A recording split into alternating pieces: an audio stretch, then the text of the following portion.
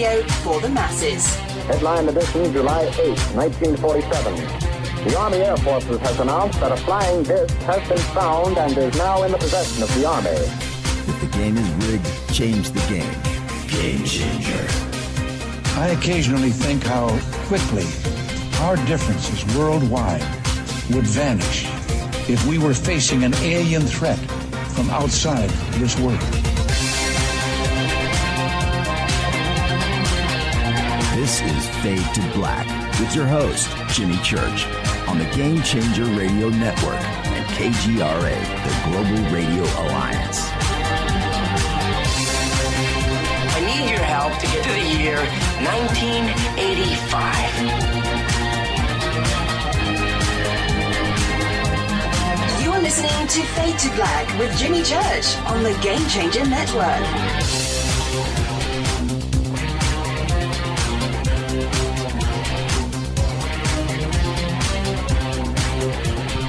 Good evening.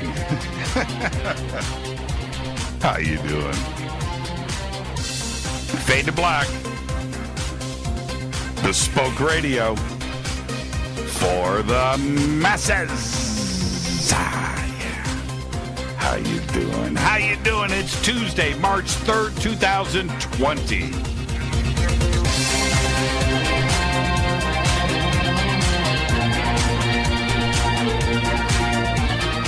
We are live from a bunker somewhere in the middle of beautiful downtown Burbank, California.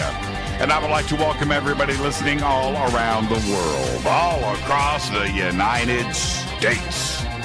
Hither and thither, to and fro, back and forth, up and down, east and west, north and south, far and near. This is Fade to Black for KJCR, the Game Changer Network, and KGRA, the Planets.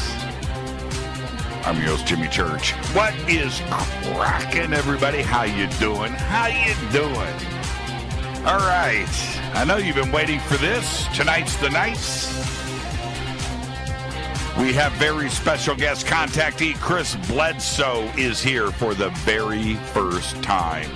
He'll be with us at the bottom of the hour. Tomorrow night, Richard Bleepin' Dolan. That's what I'm talking about. Wow, what a great week. Jim Goodall last night, Chris Bledsoe tonight, Richard Dolan tomorrow, Thursday night, Jason Quitspiracy Part 2. Man. And then we jump in the car and we head to Vegas. That's right. Oh, man. I can't do it, but I would love to take next week off. Can't do it, though. Can't do it. Not gonna do it. Can't do it.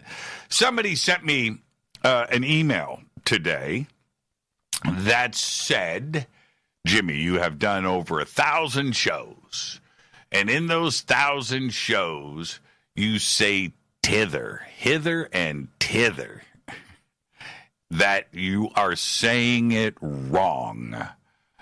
And that it's supposed to be thither. Now, let me explain something to you. That intro, which will never change, but the hither and thither, to and fro, I'm going to tell you where I got it from. You guys want me to share that with you? You want me to tell you where I stole it from? Because I'm okay with that. I mean, I steal everything. But do you want to know where I stole hither and thither, to and fro, back and forth? Do you want to know who I stole it from? Because I did. I stole it. I'm waiting. I'm going to watch Twitter here. I want somebody to go and say, yeah, Jimmy, we want to know. Okay? And then I'll let you know. You can follow me on Twitter at JChurchRadio. That's right, hither and thither. At JChurchRadio. At JChurchRadio. The sandbox is hashtag F2B on Twitter. On Twitter. Hashtag F2B on Twitter. Hashtag F2B on Twitter. That is the sandbox.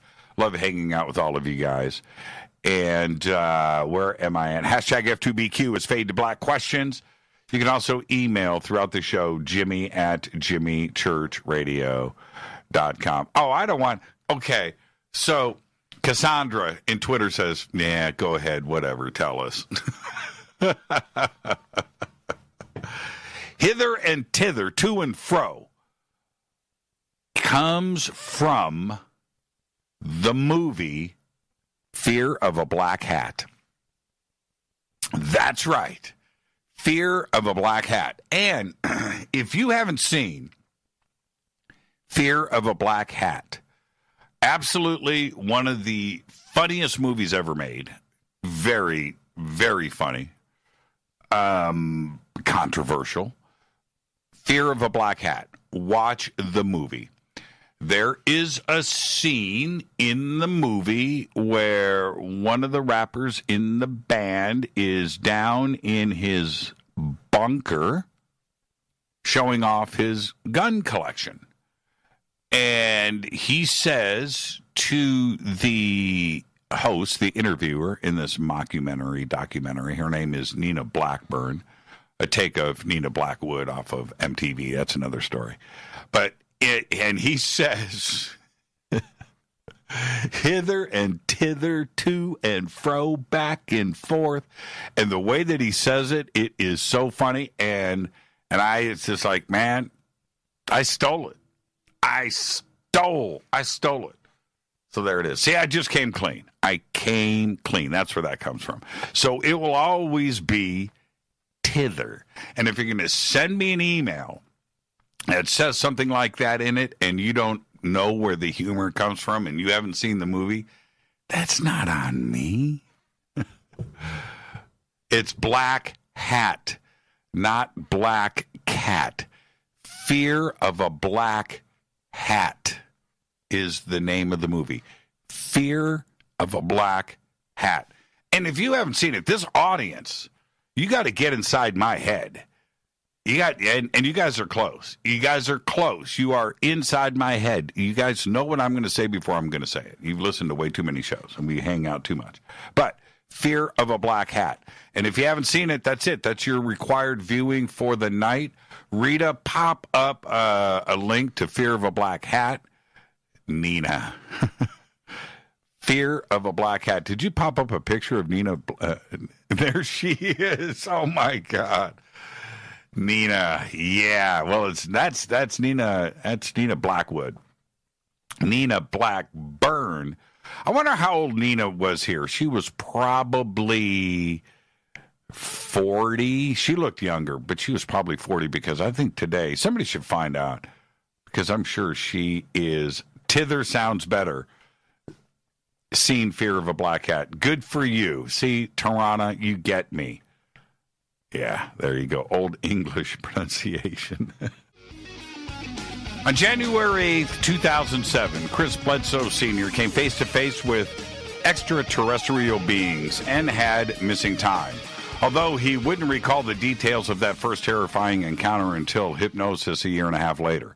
While on the banks of the Cape Fear River, Chris, his son Chris Jr., and 3 of his subcontractors discovered they were about to experience the most harrowing day of their lives involving unexplained phenomena, leading them to believe this was the end of the world. We'll be discussing all of this tonight. MUFON then sent their highest trained team to investigate the encounter, only to attempt to debunk and ridicule the Bledsoe family. Their experience was featured on the Discovery Channel's 2008 series UFOs Over the Earth, the Fayetteville incident. Multiple 3-letter agencies have been involved with the Bledsoe case, bringing increased attention and mystery to this ever-evolving story. He currently lives in North Carolina with his wife and 4 adult children nearby. And I am really looking forward to this conversation tonight, and I would like everybody to welcome, for the first time to Fade to Black, Chris Bledsoe. Chris, good evening, man. How you doing? Doing great, Jim. Thank you for having me. Yeah, no, thank you. But you know what, Chris? You get the first-time guest disclaimer. So let's get that out of the way first. which is this. And do you like my nervous laugh? I hope you just shifted in your seat a little bit, like what's all this about. But the first-time guest disclaimer is this. Chris, it's just you and I sitting on my couch having a conversation as friends. And where that conversation starts, it starts. Where it ends. But we're going to end as friends. See? That was easy. You ready? Yeah, I'm ready. Okay. Next time you're on the show, you don't get the first-time guest disclaimer. So enjoy this moment. Okay, let's zen out together, but it's going to be fun. This is your case, which is ongoing, and we had a little conversation before the show tonight. We don't need to discuss that, but it's obviously ongoing all the way up to showtime tonight, right? So, which it's caught the attention of quite a few people. And when you get into this community like you have been, and you've been embraced, and that's been awesome. But you have to discuss these things, and this involves your family and your kids and your home and your neighbors and your town. And the next thing you know, you're that guy. How has it been for you? Are you better now discussing these subjects than when things kicked off back in 2007? Absolutely. 100% is totally changed from the general population. The public's changed their perception of this thing, and people back then was totally, it's just changed. People are more accepting is what I've found, and I'm just coming public for the first time in like 8 years. This Richard Dolan and yourself, So, well, what about your neighbors? Are you the UFO guy on the block? Right? You know what I mean? What's that like when you go out and get your mail in the morning? Well, what makes it bad is I was a pretty popular guy in town because my father was a well-known builder. My wife's father was a well-known builder, and I took. I went into their foot tracks, and continued that building. And it was such that Raleigh, which is 60 miles away, their general, like WRAL TV, they would send their people just to get my opinion on the economy of building and such. So I was really well known. And when it all happened, I thought the whole world would want to know. And after I told it, I found out real quick. I became everybody's whisper, everybody making fun, thinking I'm crazy. And it was awful. It has been, but things are much better now. Describe for me, because we're going to be discussing this throughout the night tonight. Tell me about your neighborhood, and what's the lay of the land there? Well, it's Fort Bragg, North Carolina, so there's like 60,000 enlisted soldiers or somewhere thereabout, and it's a very big retirement area for the VA because of, several veterans hospitals here. And me being a builder and advertising, my company name was Bledsoe Home Builders, and we built 100 homes a year, close to it, or more at times. And so I was well known by everyone. And it's flat land. We're in the coastal plain, which is flat. You go towards Bragg, west of us, about 20 miles, and you start getting into the Piedmont, they call it, or the Sand Hills. But it's generally Fayetteville, North Carolina is a small town, and it's growing now. But I would say there's 250,000 people. That's city status, right? That's that's getting up there. 250,000 is a pretty big metropolitan area, and of course, Fort Bragg is not small. That's one of the biggest military installations in the country, no doubt, right? Absolutely, and the towns join it. It's like anywhere else. The surrounding towns, like Lumberton, is 20 miles away, but it's all beginning to join together. And so I would say in a state of 13 million people or 12.5 million people, there's a whole lot of them between us and Raleigh. I mean, we're right in the middle of it. Raleigh, Durham, Chapel Hill, all the way to Wilmington is pretty crowded. So there's a lot of people that know this story in this area. And also, I've been through there many, many times. I've stayed at Chapel Hill. I've stayed on the campus. And it is, it's for the United States. It's old. It's established. The families have been there for a long time, for generations.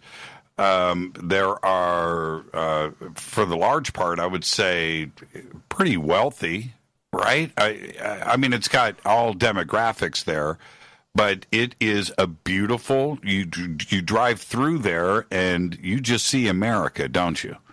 Yes, sir. It's the Research Triangle Park. You have major schools like NC State, the Wolfpack, the Tar Heels, Chapel Hill, Wake Forest, Duke University. Is all within an hour and a half of where I live.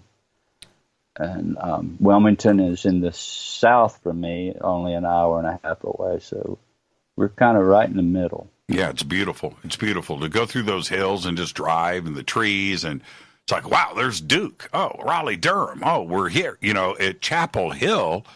It's just, and it's all right there. It's a beautiful part of the country, but it's also because of where Fort Bragg is. I think that may have something to do with your case. We'll discuss that later. But to have this kind of paranormal activity, and it's not just UFOs, is it? Or an ET presence. There's a lot of things that have been going on. And as we get into the details of this, do you think, Chris, that all of this is connected? That it's not a separate series of events, that everything is related to each other? Absolutely. And I've maintained that position for more than 13 years. And, a lot of people back then was all nuts and bolts. And honestly, I got basically ostracized from the UFO community because I'm talking spiritual and they're talking nuts and bolts. And so that was a pretty downer when the community, basically, I just lost every friend I had because of the way they were making fun of myself. And my children would go to school and they would get called up front. That happened more than once, and question about their dad, and their friends were saying, "Oh, your dad's crazy," because of the show that Discovery and MUFON created, and it was just it was a mess. And so, well, and that's the transition that you're talking about. I think is a real one, because there was certainly a period, and if you go back to the early 1990s, well, and before, but throughout when things started to take off for the UFO community, people wanted to know what was it like inside of the flying saucer. What was it like with it? What were the controls like? They wanted to know this nuts and bolts aspect of it. And they wanted these descriptions that I think many couldn't actually give. But that was the view of ufology back then. Today, we're starting to understand physics and interdimensionality and parallel worlds and these type of constructs where the ET question, well, it may be nuts and bolts and metallic flying saucers, but there may be something else involved here. And we're starting to understand that today. So your case has resurfaced because you've been talking about this for so long. Do you feel a little bit vindicated in this? I absolutely do, and I have been for a long time, not in the public, but at least with my parents and my kids' friends, because some of these three-letter people that I became very good friends with actually came to our house early on, and one of them specifically met with my parents and told them, "You have no idea," because they thought I was crazy. And actually, a friend of ours, I can't say his name, but everybody would know him. He came. Well, I'll just tell you, Jim came several years ago and asked my kids to invite their friends over, anybody that didn't believe in their father. And he sat them down and said, "You need to believe." I mean, he's not telling a story. And so that alone helped us more than anything as a family, and it drew us together. We felt isolated from all the attacks, but we felt vindicated as a family because they were experiencing it and still are, just like I was that night. It never left. It's still here. Now, I want to talk, and we'll do this much, much later, but you bring up your kids and your family. And we're going to go back to 2007 in 2 minutes. But I just want to say this. I watched a couple of times the series of videos that your son made. Your son made these videos in the backyard of a burning tree. Now, we'll discuss this later. I don't want to do this now. But now, with this happening on your property, in your backyard, and your son is videotaping, now your son is a part of this, whether you want him to be or not. How did he mentally deal with this? Because that was an extraordinary experience to have happen right there in front of everybody. I think your wife was even there, wasn't she? Oh, yeah, everybody was there, and that's just one experience out of it's ongoing. It never quit, and so that was more like Marvel to him. It blew everybody away. Even my mother and father lived next door, and that was a turning point. And they knew there was a reason, and I'll get into it later, why that thing happened. It was actually me asking these entities, these celestial beings, a question. I need a sign. I need a sign for this specific reason. If you want me to do this, I need to see it. And that's what happened. And I mean, and it just happened that way.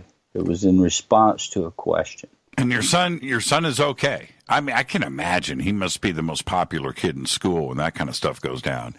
But the family's dealing with all of this okay?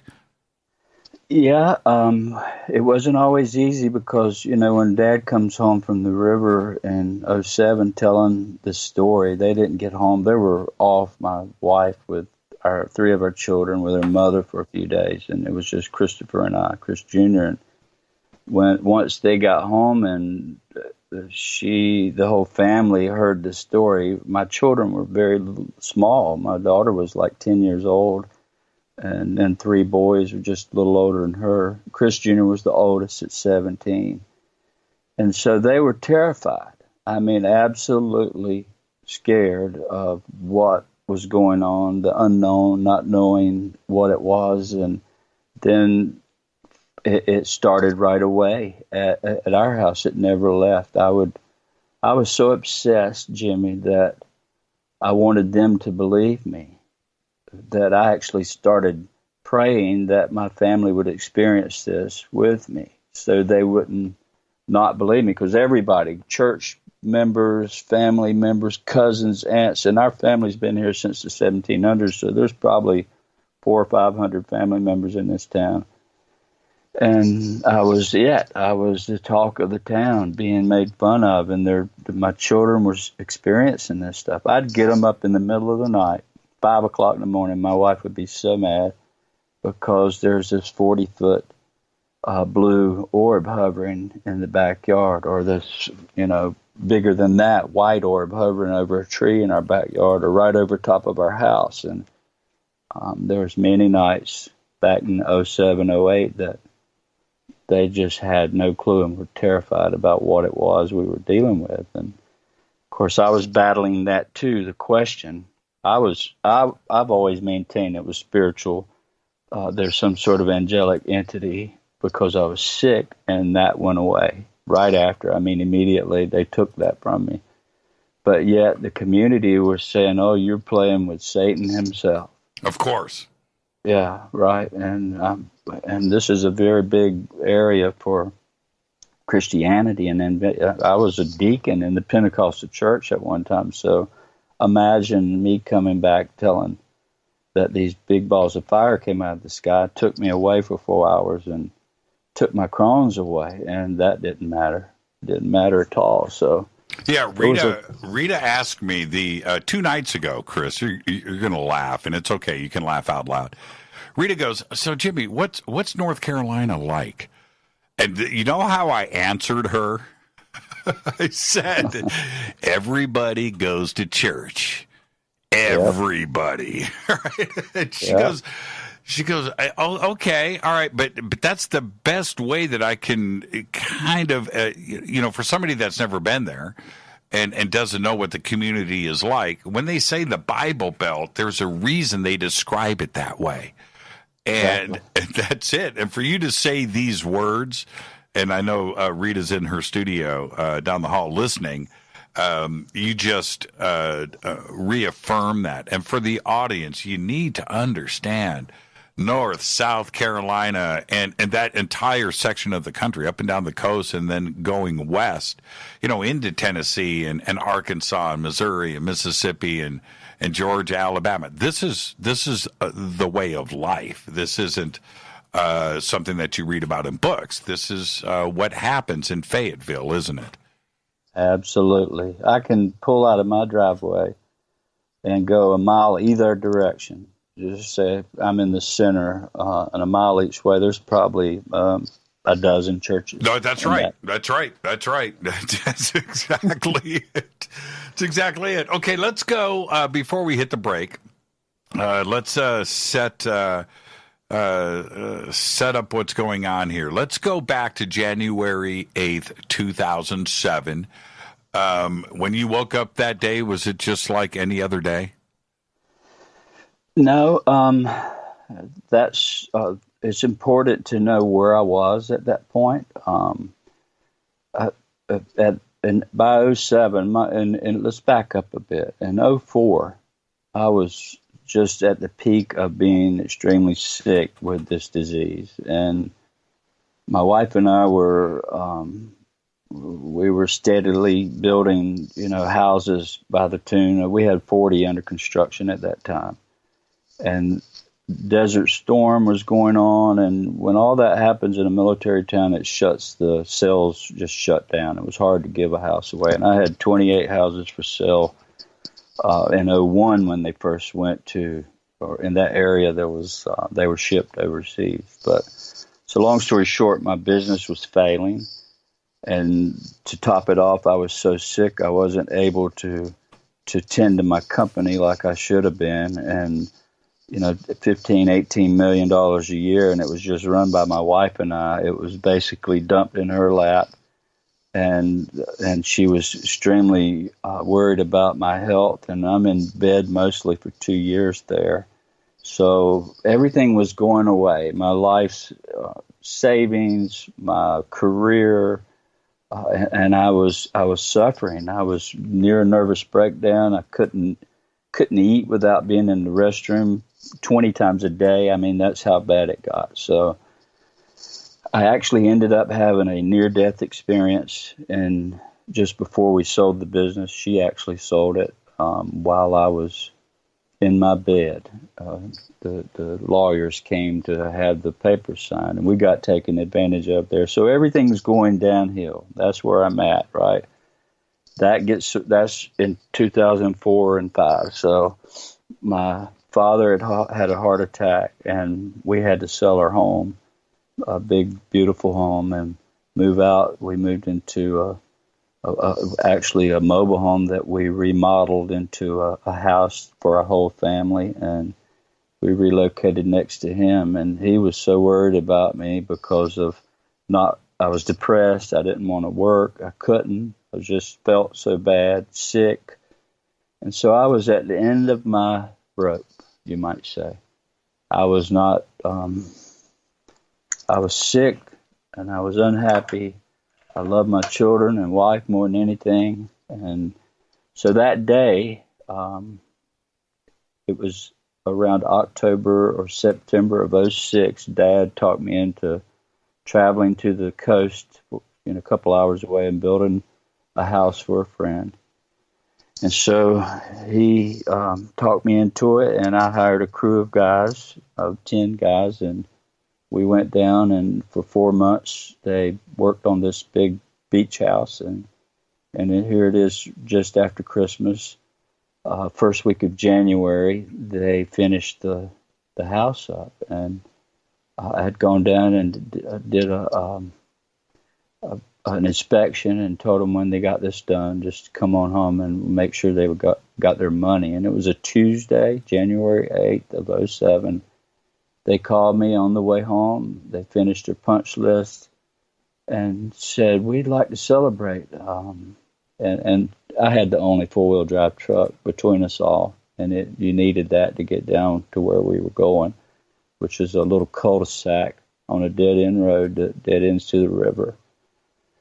And so I agreed. They got to my house around lunch, picked their checks up, and they talked Chris Jr. and I to going because my wife was out of town. And about 2 o'clock, they came. They called and said they had cashed their checks and had their poles and equipment ready. So I picked them up. They're about five to 10 minutes away, and the river was only 5 to 8 minutes from my home. And so about 2:30, we were parking on the bank of the Cape Fear River, and it was a cool day, sunny, real blue sky, and I was scheduled to be very cold that night, like freezing 30, 32 degrees. And I wasn't into fishing a whole lot. I didn't let them know, especially my children, my mental state, how bad I felt, where I was thinking. I'm just crying out to whoever in heaven or whoever's up there, I need help. I'm just there. That's where I was. And it's important to know that because I have literally hundreds and hundreds of people that write me. And for that many years to tell me their experience, and nearly all of them having their experiences start off when they're at the bottom of, lost a mother or a child or husband, and especially death. A lot of people come, to tell their story because they've experienced trauma, PTSD of some sort. Mm-hmm. So 2:30, we're there. They put they went out and they gathered these forked sticks and stuck them in the ground and had their cooler, and I left them sitting with their back to the river. They were facing the river. I walked away and told them I was going down in the forest, which is in the end of the cul-de-sac. Just imagine going down across the field, and I have to say this so we can get a mental picture. It would turn off a paved road and cross this field about 200 yards across a dirt road, a road in the middle of the field, 2-road road. And when you get to the tree line, there's a gate. And when you open that gate and drive down, you go 1/8 of a mile due east downhill to the river. You have to turn and parallel the river to the right or the south, and then another 1/8 mile it dead ends into a cul-de-sac. So we got set up in there, and I left them, and I walked further down into the forest. Okay, let's stop. Let's stop right there. I need to take a break. It's a perfect spot to do this. So let's get our break in. Our guest tonight, Chris Bledsoe, and we are we're going to finish when we come back, but pick up where we're leaving off. We're at the river. This is Fade to Black. I am your host, Jimmy Church. Our guest tonight, Chris Bledsoe, on the Game Changer Network and KGRA, The Planet. Stay with us. We'll be right back.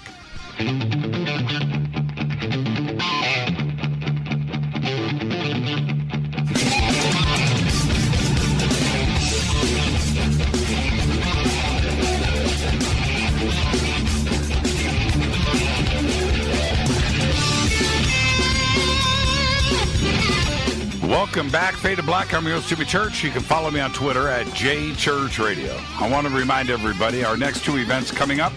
Contact in the Desert, May 29th through June 1st in Palm Springs, California. ContactInTheDesert.com. And June 26th and 27th, 2020, will be over in Manchester, United Kingdom for the Awakening Conference. You can go to awakeningufo.com. Our guest tonight, Chris Bledsoe. And right before the break, Chris was setting us up for the events of January 8th, 2007. And he's down on the bank of the Cape Fear River with three of his subcontractors. His son, Chris, is there. And Chris separated from the group. Everybody's got their fishing poles, and that's what's going on down on the river. And you walked away, Chris. What happened next? Well, it's now about 3:30 or 3:15.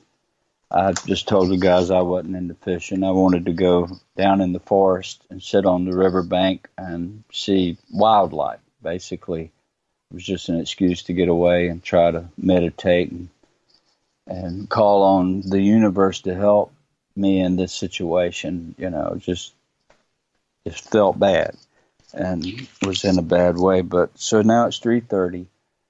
I walk away. I walk about, I don't know, a quarter mile at most down south, back in the back of the cul-de-sac, which is important because that's where Chris Jr. went to search for me later.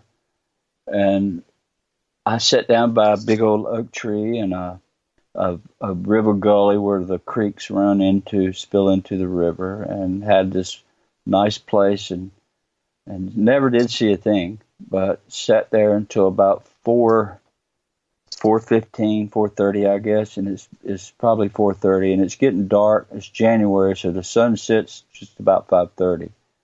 So it's dark in the forest. It's starting to get dark, and I thought maybe I'd better come out and check on the guys. I didn't have a flashlight. So I walked back up to them. They were having a ball. Everything was rosy. They were still sitting there fishing side by side. And my question was, do you want to go home or do you want to light a fire because it's going to get cold tonight? And they were all like, we're having fun. Let's stay a while. We haven't been here that long. So I said, okay, let's everybody stop what we're doing and let's go gather wood. And so all five of us jumped up and went around that 1 acre of cul-de-sac of picnic area and picked up a whole lot of broken limbs and deadfall, and got them a fire going, and it's now about, I would say, 10 after 5. And they were back fishing, and I felt like, well, I've got them situated, because usually that's my mentality. I felt like I'm working still, organizing people. So I felt that they were doing fine, and I told them, I'm going to walk back up to the field where we came in, which is a quarter mile away. You have to go parallel with the river 1/8 of a mile north, and then when you get to that end, it turns dead left west up the hill. You got to go way up the hill.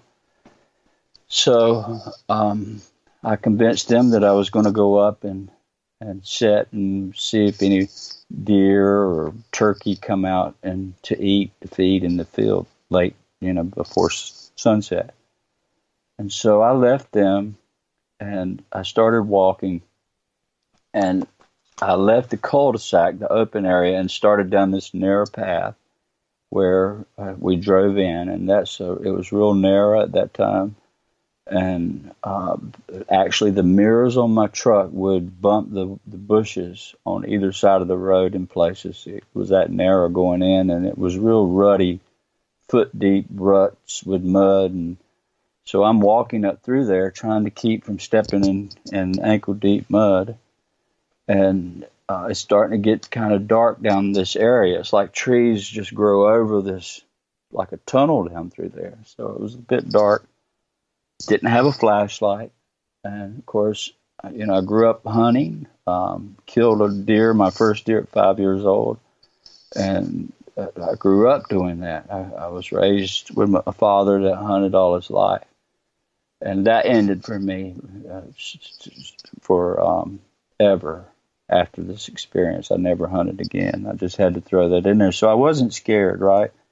But something on that first eighth of a mile leg, I heard right away start walking to my left in the thick bushes, and I couldn't see it. And I thought, well, maybe it's a deer, maybe it's a turkey heard me, because I'm used to that, being real quiet.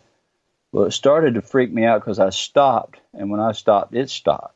And I thought, that's not normal. So I walked another 40 yards, and it would start walking again. And then I stopped, and it stopped. So after a couple times of that, I got down and really looking under the bushes, trying to see back in there to what it might be. Right. And that happened 3 times on my way out to that first eighth of a mile. And when I got to the end and started up the hill, the light was coming down that road enough that I felt more comfortable. I wasn't fearful like I was at that time, and that was a pretty nervous time for me. And I don't ever get much that kind of nervous in the woods. Well, you're in dark woods and you got footsteps going on. Yeah, that's going to freak anybody out, Chris. Come on, man. That's okay. Yeah. That's okay. That's okay. All right. So what happens? So I'm walking along after I lose that thought of what might be tracking me there. Couldn't figure it out because it sounded like 2 feet. I'd ruled out turkey, deer. I get to the end and I feel this sense of relief because I'm looking up the hill and light is kind of illuminating that last eighth of a mile uphill. You could see the gate way up ahead, and the sound quit. So my mind went back to asking whoever's up there, I need help. I mean, I don't want to, I don't know what to do. I'm 46 years old, and I'm having to start over. What do I do? Help me. And that's where I was. So as I made my way up, I'm watching every footstep because it's muddy. I'd take a couple steps and I'd look ahead and I'd look back down at my feet to keep them from stepping in the ruts. And as I got closer to the gate, which is 100 feet in elevation roughly from the bottom up, it was about 5:15, 5:20 now, and so the sun is probably already set. I'm thinking that it's probably already set behind the trees. Perfect time to get up here. And when I got about 20 feet from that gate, I began to see the tree line on the far side of the field. And the first time I glanced up, the sun looked mighty big and brilliant orange, like when it's setting late in the evening on the ocean or anywhere, and you can look at it and it doesn't hurt your eyes. On a clear day, it's just brilliant orange and soft to the eyes. So that's what it looked like to start with, but looked mighty big. And I didn't think about it the first time. I just looked back down, took a couple more steps. And when I got a little bit higher up, my field of vision widened. I couldn't see, but just down this tunnel. And when I got closer to the top, I could see wider. Well, now there's another sun sitting there, 2 of them. And it didn't take me but a second to rule out every known thing to humanity, because I am a commercial rated pilot, and that was the love of my life. And I chose building because of children instead of flying career, because we had 4 children, and I wanted to raise my kids with my wife. We were very tight with our family. But I knew it wasn't from this world, so I immediately squatted down and used the hill to hide myself. I mean, I could duck down and they couldn't see me. I thought they could. So I sat there a few minutes and I was like, oh my God, what is this? I got the chills, my hair was standing up, and I started getting fearful. And I thought maybe I should run. So I raised up and I looked, and they're still there, these big giant orange balls of liquid fire. It looked like it was rotating kind of clockwise around it, and there were little flames shooting off, little tips of fire appeared to be shooting off these 2 things. And they were just the other side of the field. out at the highway, and the field's about 200 yards across. How big were they? How big were they? I reported them 40, 50 feet, 45 feet. Gotcha. Round, like a 2-story house, round, big. Right. And so I'm terrified now. I've ruled out everything, and I'm just making my plan of escape. I'm going back down this road. I've got to watch every step. I want to run, but I'm scared to run. I'll slip in the mud. And I'm thinking all this. And so when I finally made that decision to go, I turned my body down, facing downhill. I raised up to see if they were still there. And the minute I did, another one of those things appeared above me, kind of at a distance, but clearly above me. And it shot down within 1 second to the left of these other two. And I knew right then, it knew what I was thinking. It knew I was going to run. And boy, did it ever, realization of something's about to happen. Just immediately, I found myself walking back to the fire. Actually, when I got close enough to them, I started a little jog back to the fire. And remember, I went down there. It was 10 after 5 when I left the fire. I got there probably 20 after 5. It don't take that long to get there, maybe 5:25. And so when I walked back to the fire to check on these guys to tell them, boy, you won't believe what I just saw. And that was my first thing I said. You will not believe. I was excited to tell them I saw these balls of fire.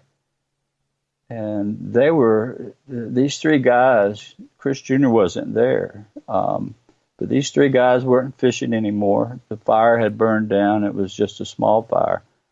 And they looked at me. Their eyes were great big. And they said, where in the world have you been? I said, excuse me, I was just up at the road. You won't believe what I just saw. I was excited. They were like, there's no friggin' way. We have been looking for you all night. I said, you got to be kidding me. It can't be. I didn't believe it. And then at that time, realization struck when I said, where's Chris Jr.? And they said, well, he went back in the woods where you went earlier that day looking for you. As one guy stayed at the fire and 2 got in a truck, and they drove everywhere. And so it's now about 10 o'clock. Whoa. Okay, let's stop there for a second. Now I got some questions. Okay, let's just stop right there. To set up what is going down here, obviously now there's missing time.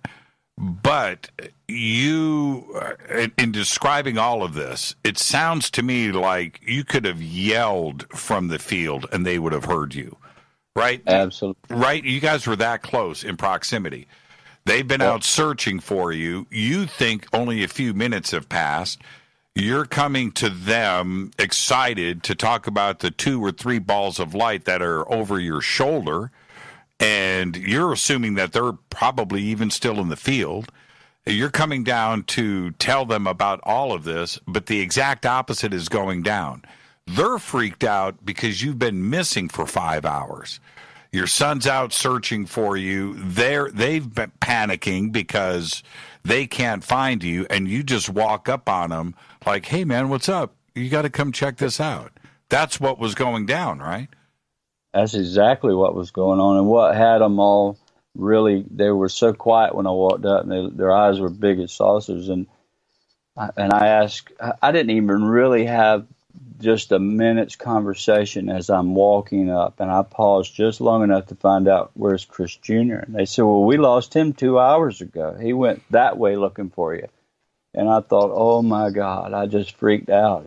I could see my child, young boy, 17 years old, down in these woods, and it's really rugged gullies, and it's a big head of woods, and I'm thinking he's lost in there. I mean, now we got problems. So I just took off away from them, and I ran to the back of that cul-de-sac, which is an acre in a round circle, about an acre, or maybe not quite round. But is it paved? By the way, is it paved? Oh, it's grass. Yeah, you just dead into the woods, and there's a little grassy area that that was not mowed, but it's where people would camp out and have picnics and fish on the river. But it's also 10 o'clock at night, so it's dark. Yeah, it's dark, and I couldn't even believe that I had any missing time. You couldn't make me believe it. Right, and before you went off looking for Chris Jr., did you tell your three workers about the balls of light? Yeah, and when I did, that's when their eyes were just like really, they were freaked out, because what had gone on was, the best I can explain it, is while I was gone and they were out looking for me, Chris Jr. was panicked. He was looking for his dad, and he would walk. He left. He was the first one to get alarmed looking for me, why I hadn't come back, and so it took them a while to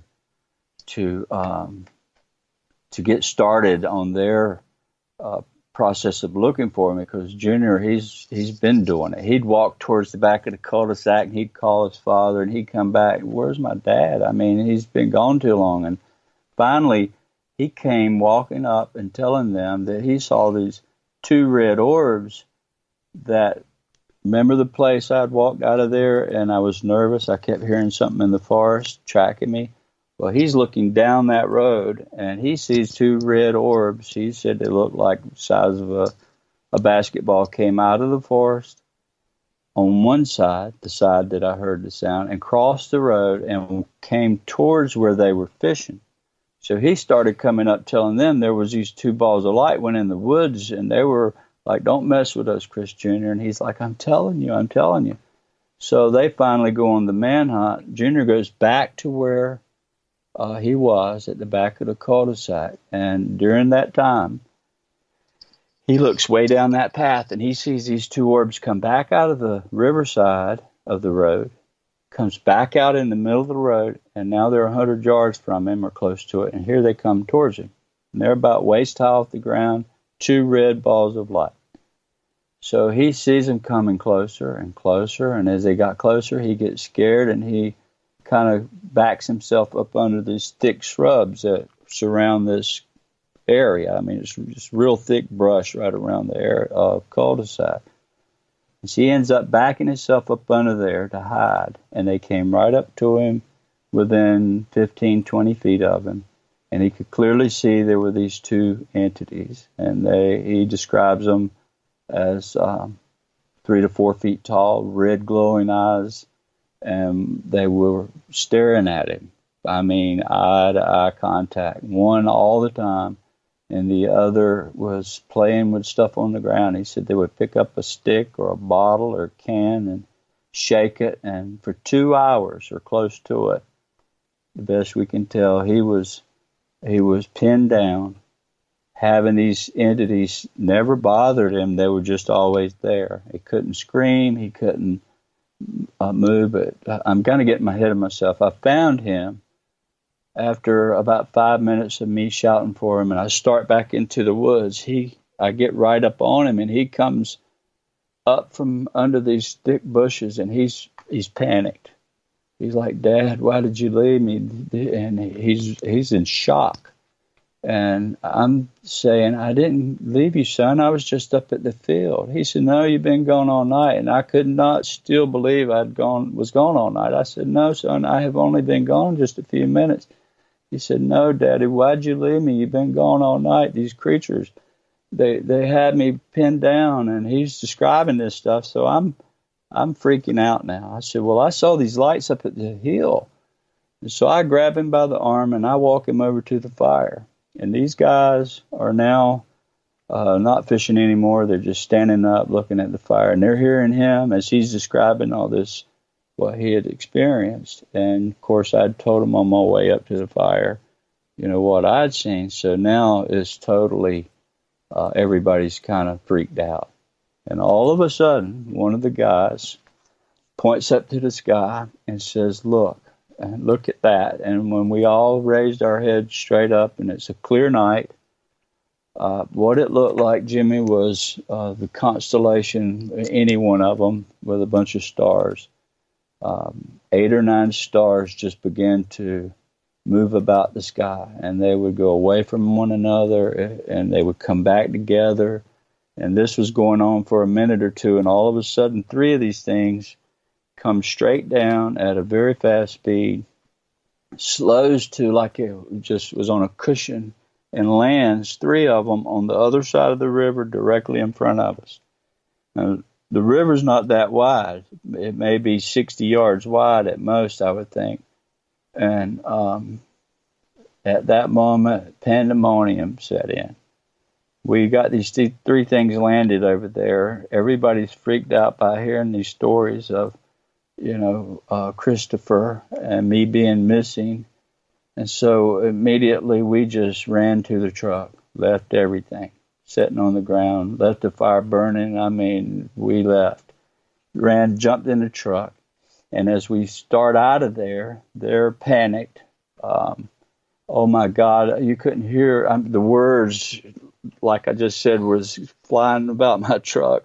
But the crazy thing is, I'm not scared anymore. I'm trying to figure out what's going on, but I wasn't a bit afraid, but they were terrified. Chris Jr. was terrified.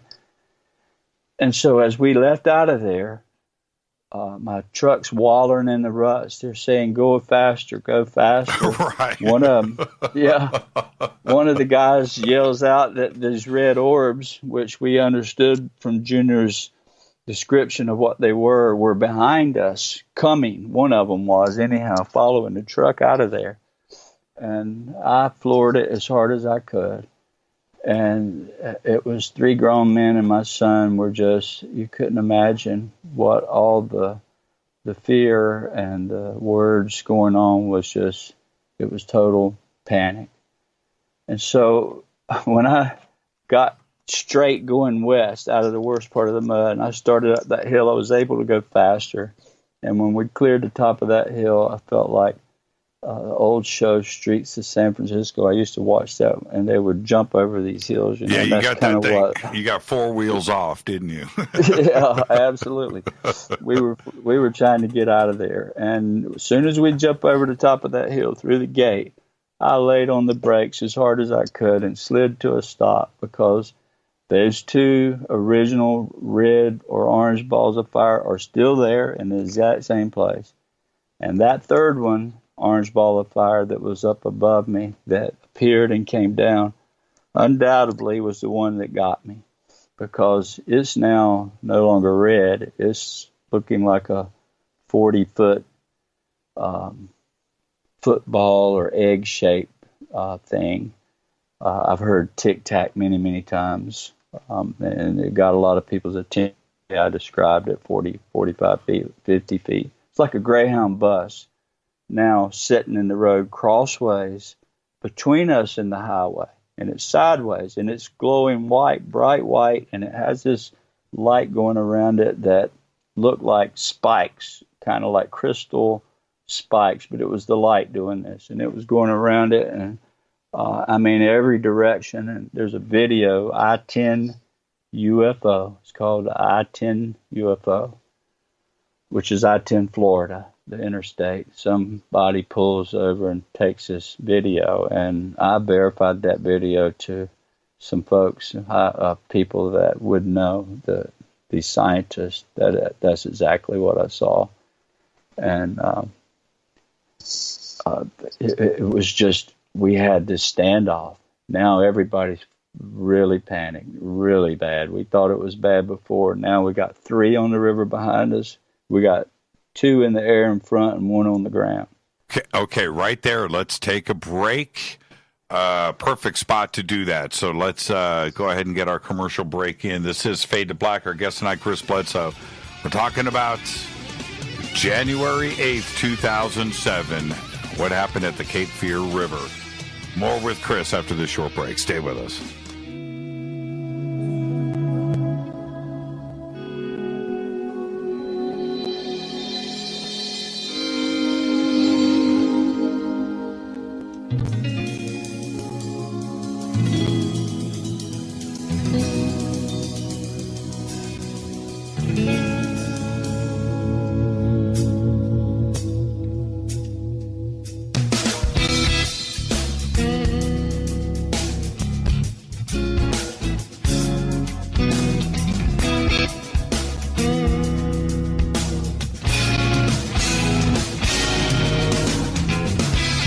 Welcome back. Fade to Black. I am your host, Jimmy Church.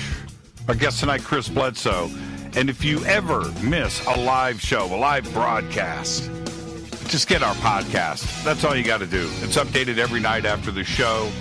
Go to jimmychurchradio.com, click on the podcast banner. It's just $2 per month. You've got over just about 1,200 shows in the archives. Just go to jimmychurchradio.com. Our guest tonight, Chris Bledsoe. And Chris, picking up where we left off, you guys hightail it. You're in your truck. You encounter one of these objects, which is now, as you describe, it's changed its shape a little bit, or it's a different object. It doesn't matter. It's now like a bus crossing the road. There's 3 objects there. The standoff is about to start. You guys were already terrified, terrorified, I might add. But things are about to really go off the rails. You guys don't know this yet. But at this point, haven't you learned that you can't outrun a UFO, Chris? that ain't going to happen. that part is never part of the play. And that's what, okay. All funnies aside.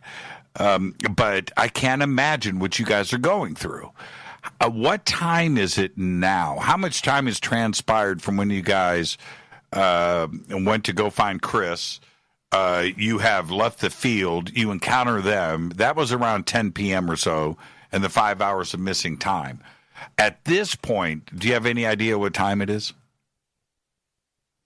Well, it's not very long, because when I got to them about 10, best we could figure between us is about 10 o'clock. I ran right away to look for Chris Jr., and within 10 minutes, I'm back to where they are. I have already found him, and we're back just about to see these things come down and land in front of us. And I would say it's probably 10:15, 10:20. Gotcha. That we're at the top of the hill now, and our road is blocked. There's 2 dirt road that comes across that field. Well, now this third object is sitting across the road about halfway between us and the highway. And so now everybody's like, where's the Air Force? Oh, my Lord, this is it. We're going to die tonight. I want to see my children. I want to see them the last time before it's over. This was all happening in real time. And I mean, it was just pure panic. We couldn't go. And so there's a mobile home to our right and slightly in front of us, but to our right is adjoining property, and it's actually all the way back near the gate. And so one of the guys said, "Hey, I know who lives there. Let's go up." None of us had a cell phone. I didn't have a cell phone, period. Is this the mobile home? I want you to finish this, but is this the mobile home where the door was open and you guys went in and nobody was there? Well, we didn't actually go in, but I drove my truck. Now, I've got this thing in front of me, so I had to go up about 30 or 40 yards towards this object and then make a right across the road, across the ditch into their driveway. I pulled right up to their front door, and there was 2 cars home. The storm door was closed, but the main door was open. So we could see the TV through the door and the lights inside. And my bumper is literally 4 foot from their deck, facing right dead in their door. And you didn't have a cell phone, did you? Nope. Right, that was part of what I couldn't afford it, and I didn't want the stress. I had so many people from warranties from houses that were still calling me that I no longer had on the business. Somebody else did, but they were still calling me. So I had to get away from all stress. So here we are with no phone. One of the guys says, "Let's pull up there. I know this person. Maybe we can use his phone and call for help, and hopefully they'll see this with us." And so we drive up. I stop. Donnie, a friend of one of the guys, Donnie, he's a crew leader. He jumps out and he runs up, goes up this little stoop. This little deck is only like 6 by 6. So he runs up and he knocks on the door. He looks in the window and he shouts out to his friend, and nobody came to the door. It was crazy. I mean, the TV was going, the cars were in the yard, and nobody came. So after a couple of minutes, I'm looking out my driver's side window to my left, and this thing's still hovering in the middle of the highway, the road, 100 yards away. He gets back in the truck after nobody responds, and I back out to the road, and I turn back, and I'm facing this thing again. So now we're a little closer to it. And after, I don't know how long, this 2 or 3 minutes maybe, we hear 3 gunshots. And all we could think of is somebody shooting at this thing. Because there's a couple houses up near the highway, not right there, but maybe somebody had seen it and they're firing a gun at it. That's what we thought. All of us heard it, and we reported it to the investigators. Well, after the 3rd shot, this thing kind of pivots. It's only 5 feet off the ground, hovering, sideways, 40, 45 foot long, kind of egg-shaped. And it turns towards us, and here it's coming.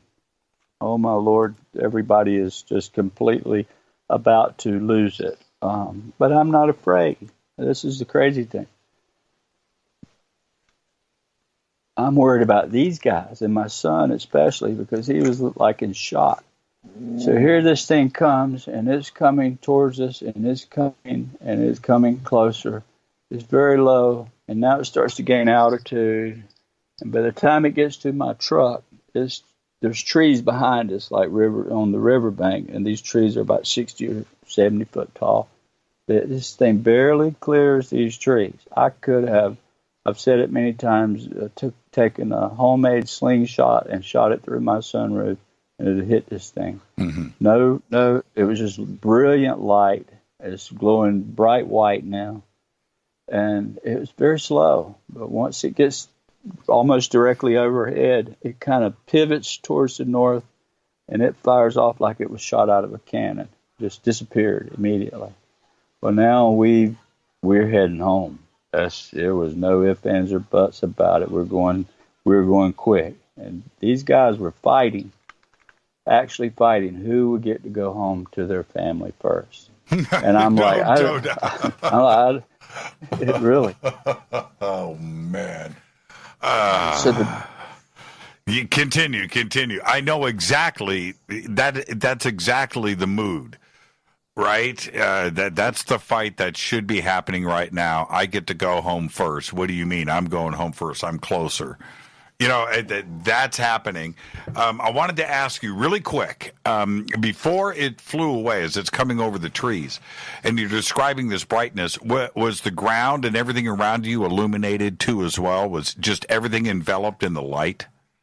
Absolutely. And what blinding, brilliant. And what were you hearing at that time? Couldn't hear a thing. I didn't hear no noise from it. It was just. I guess it could have if it wasn't for all the commotion in the truck. Sure. I mean, everybody was just shouting to the top of their lungs. And so now this thing's gone. So I floor it. And we're heading straight at these 2 red glowing orbs, the same ones that were there at 5 o'clock or 5:30 that day, 5:15. Now they're still there, and we're heading directly at them. But they're a little ways away from the highway, just beyond the highway, and just above the trees good.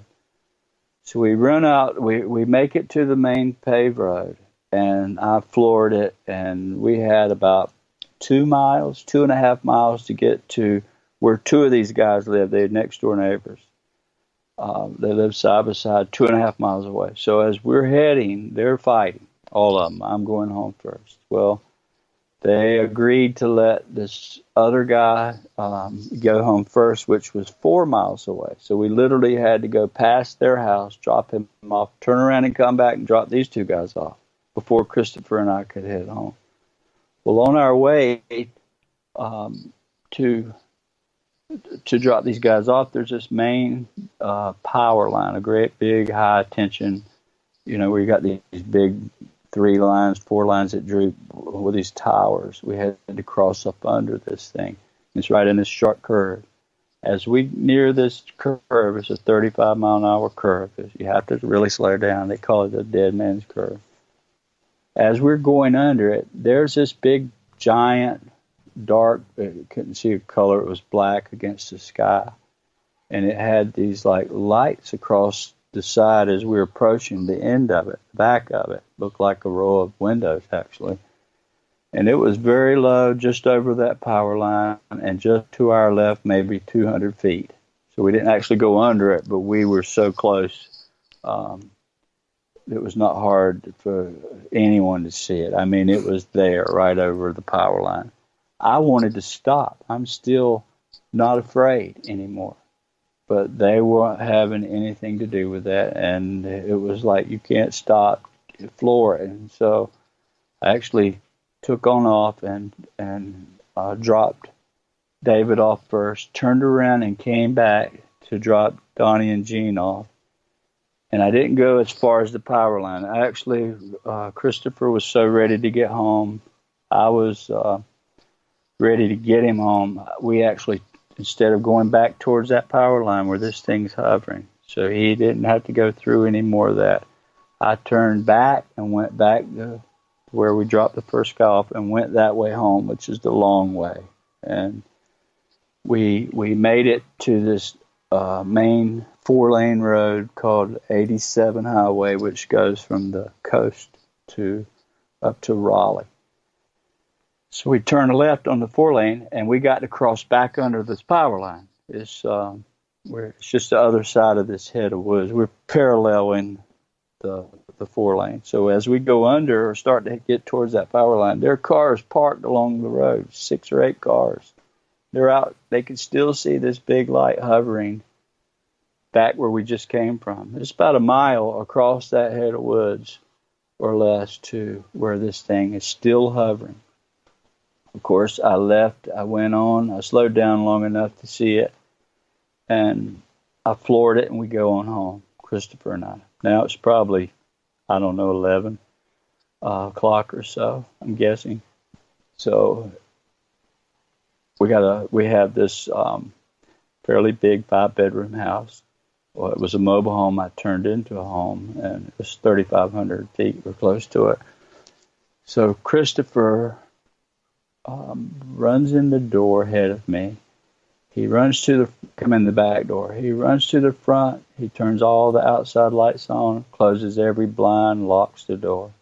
He makes every bedroom he ran to, he would run in and close the window, turn the light on, lock the door. Even the bathrooms. Smart. He turned the light on and locked the door. Smart. I'd have done the same thing.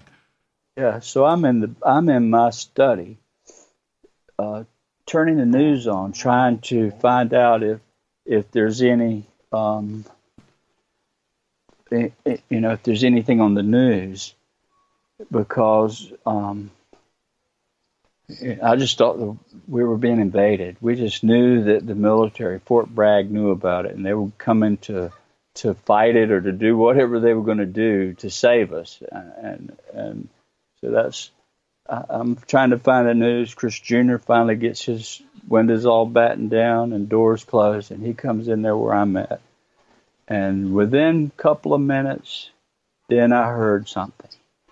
It was a low hum that was kind of like bum, bum, bum, bum when it went over the house. And to me, I just immediately thought Fort Bragg. That was a Chinook, or it was an Apache, and it's heading towards the river because it was going directly that way, and it was very low when it came over. That's what I thought. Well, within 2 or 3 minutes, it wasn't long. My dad lived next door. We had 6 acres out in the rural part of the county. I was born and raised there. It was a dirt road.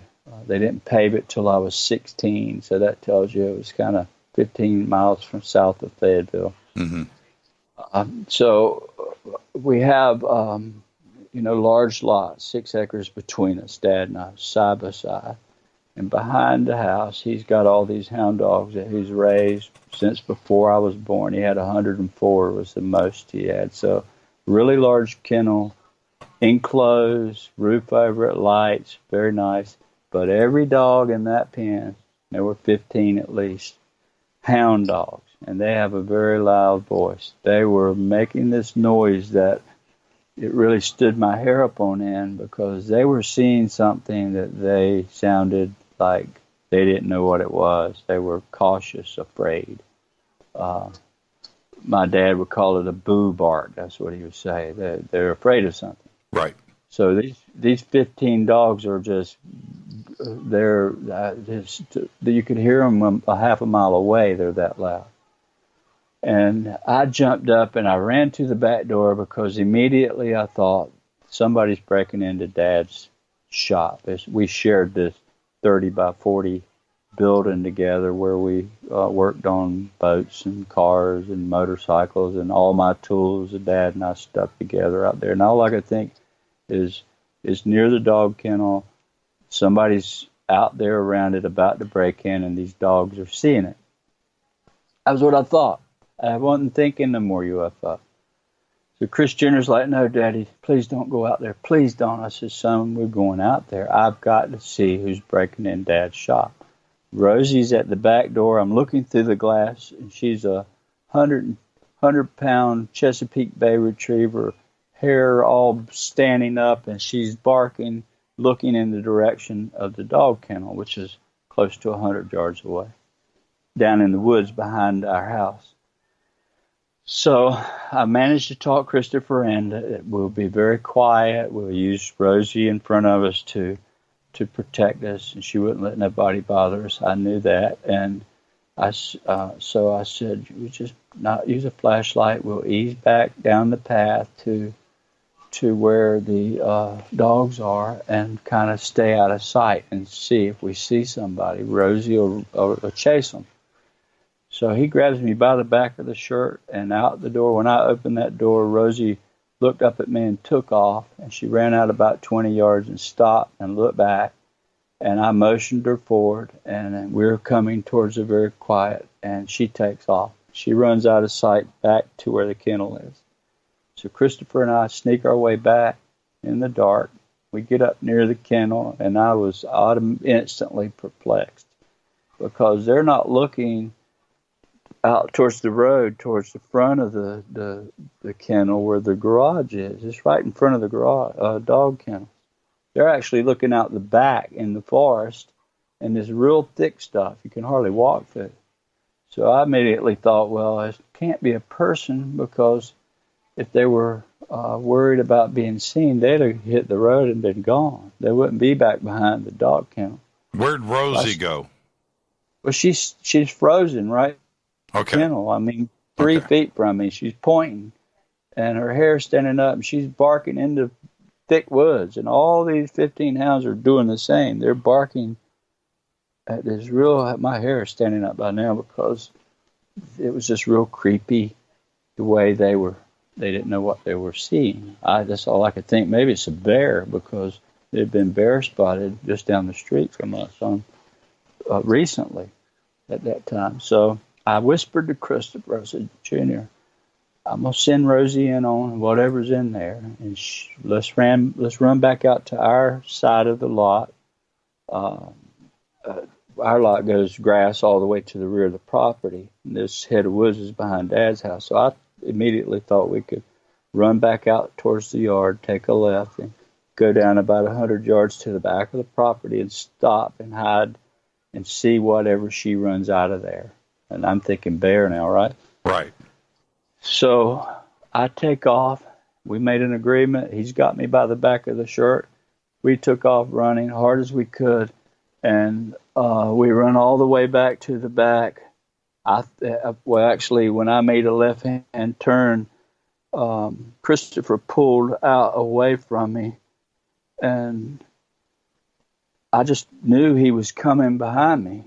So I run and I run. I didn't look back. I just knew he was behind me, and I ran to the back and run up to this big old oak tree. You can't reach around it. I mean, it's huge. And I run to it in a full run and stop myself against it. And I'm trying to catch my breath. And I look back behind him, back behind me, to see if he's coming. And I just thought he was about to get to me. And when I looked behind me, Jimmy, I just thought it was it. I thought it was the end of my life at that moment, because behind me, about, 4 to 6 foot away, I could have leaned forward and touched it, was this, looks like about a 4 foot tall, size of a 4-year-old child. It was standing there staring me dead in the face, and my hands are against the tree. I'm looking behind me, right over my shoulder, and I'm like, oh my God, this is it. I turned, I made myself closer to the tree and turned myself, trying not to get closer to it. And I got my back against the tree, and I looked straight at it, and I said, I surrender. I mean you no harm. And at that time, here's Rosie. She's getting closer. She's coming through this forest. This thing says very loud, I heard it like a voice, and it's standing there. Is no expression, is glowing like the color of the moon. Its chest, there's a triangle, a dark-looking triangle in its chest. It's glowing so bright I couldn't see nothing but the triangle there, and which is very important, by the way. And I'll get into that later, but it just says in this loud voice in my head, it says, you don't understand. We're not here to harm you. We're here to help you. So here comes Rosie. All at the same time this is happening. It's less than a minute, I see this thing, and within a minute it's all taking place. Rosie's starting to come out of the forest, almost to burst out of the woods, and this thing disappears right in front of me. She comes by me, still barking, and runs right on out of hearing. At least a quarter mile, I heard her barking as she went on down, away from me into these thick forests to the north of us. And so I'm shaken to the core now, because now this thing has become a reality. I've seen what Junior is describing. It's got this glassy looking appearance. I mean, it looked like it was polished, the outside of its body, gleaming, and it was wearing, I would guess, this one-piece suit with a triangle, but it's glowing, and it looks kind of glassy looking on its limbs. I could see the triangle and its eyes actually reflecting on its limbs because it was so bright, fiery red eyes. And so I take off in a slow walk back to the house, and I'm trying to think, I can't tell Christopher what I just saw. What he did is he ran to the house. When I made a left, he made a right. He ran to the house and was standing at the back door looking through the back door. And as I approached it, I'm thinking, man, I have got to have a cigarette. And I was a smoker then. I had been about 8 or 10 years at that time, but I quit just after that. No, it's okay. It's cigarette time for sure. Yeah, it's cigarette time, right? So I opened the door, and I'm not telling Junior what just happened. I didn't want to tell him. So I go in my study, and I'm thinking, I've got to smoke, and he's not going to be happy if I go outside. So I walk up to my couch, and at the back of the couch is a window behind the couch. So I put my knees up on the couch, and I'm trying to raise the blind. And Christopher's saying, what are you doing? Don't do that, Daddy. What are you doing? And I said, son, I got to smoke. I just got to have a cigarette. So I raised that blind. And when I did, about 20 feet from my house, the floodlights were shining very bright. There's this thing coming towards the window, and I saw it fairly plain. And it's about 8 foot tall. Now, I've seen this little one just now. Same thing Chris Jr.'s described. But now here's this very tall-looking thing, big head, big eyes coming towards me. And it scared me extremely. I mean, that one made the chills come over me to I felt like I just stuck my finger in a light socket. And all I thought was, okay, protection time. So I ran, I grabbed him. I didn't tell him what I'd just seen. I just slammed the window down. I grabbed him by the arm, and out the front door we went. We got in my truck. I'd actually parked it on the side of the house. We went out the front door. I wasn't going out where it was. I ran around, and we jumped in the truck, and we took off from there. And he's like, where are we going? I said, away from here, son. Okay. So we ended up. Okay, let's stop right there. Got to take a break, Chris. I'm on the edge of my seat, and I know everybody else is, but I got to take a break. So let's get this in. Whew. Man. Chris.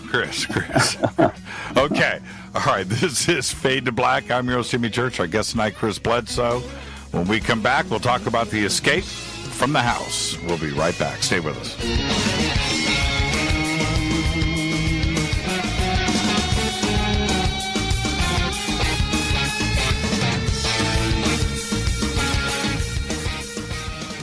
Welcome back. Fade to Black. Our guest tonight, Chris Bledsoe. Tomorrow night, Richard Dolan. Thursday night, Jason Quitspiracy Part 2. Tonight, it's Chris Bledsoe. And, Chris, I've done a lot of interviews and a lot of experience with this. And this, it's extraordinary. It's taken things to another level. But that part of it, and the fact that you've got coworkers involved, your son is involved, your dogs are involved, right? This is an emotional experience for you, and I can't imagine coming out of this on the other side the same person. And obviously, you weren't. But wow, extraordinary. Now, I wanted to, I brought up your 3 coworkers for a reason before we move on with the escape, and I want to get to the triangle in the chest too as well. Is your coworkers, Gene and the boys, are they with you? Are they going to speak about this? Well, they did originally, in the Discovery Show, and they ran into the same problem because we're all neighbors, right? They live a couple, 3-4 miles away, right? And our kids went to the same schools, and when it all went down, the ridicule came so bad in our community, and it was due to the video, the show we did. It made me look like I was a liar, and them, like they were kooks, and all of us. So they decided to never discuss it again. And if I see them occasionally, we do. But publicly, they don't want to go public ever again because it was tough. It was tough. And I tried that. I tried to not go public after I went the first time, but it never stopped coming, and it's still coming. Saw it tonight. So they don't talk about it a whole lot. Okay. Yeah. I can understand why. I totally can. Back to the escape. What happens next? So we run out the front door, we go around the side, grab my truck, and Junior's like, "What's wrong, Dad? What's wrong?" I said, "There's something in the yard, son. It's just, we're not staying here." So we go out, and we actually go to my father's house. I drove up to his, right where his bedroom window is, and it's probably midnight or it's close to it by now, and I knock on Dad's window, and he said, "What's wrong, son?" I said, "There's something in our yard. I don't know what it is, but I'm not staying here. You need to be careful." And he thought I was drinking. He said, "Are you on drugs?" I said, "Absolutely not, Dad. Are you drinking?" I said, "No, Dad."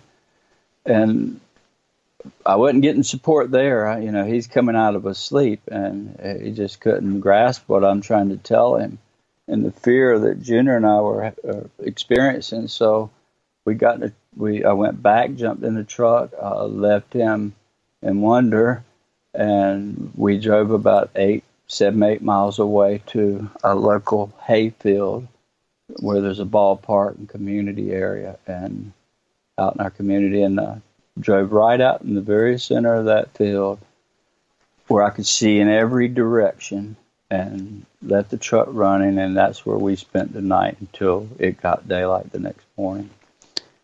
And that was the end of the whole, that night. Literally, it was terrifying. I wasn't scared to begin with. I was to begin with, and then remember I kept saying after I came back to the fire, I wasn't afraid. But when I raised that window and saw this big entity coming towards me, it brought back, I mean, words can't describe the electricity that I felt that caused me to grab my son and flee, thinking I'm protecting us both. And so we get home the next morning, and every day of my life I had to take all these regimens of medication. And if I went a day without it, I couldn't function. I would go backwards a week, maybe two. It just was so crucial. I had this medicine every day. Well, it's now 10 or 11 o'clock. We're home, and I'm thinking, boy, I forgot my medication. I forgot my meds, but I don't feel sick. I had no symptoms that morning.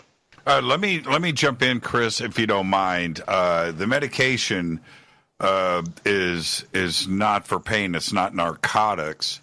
It's I just want everybody to understand we're talking about. Is it okay if I don't want to talk about your symptoms, but you're taking steroids for arthritis. You weren't taking.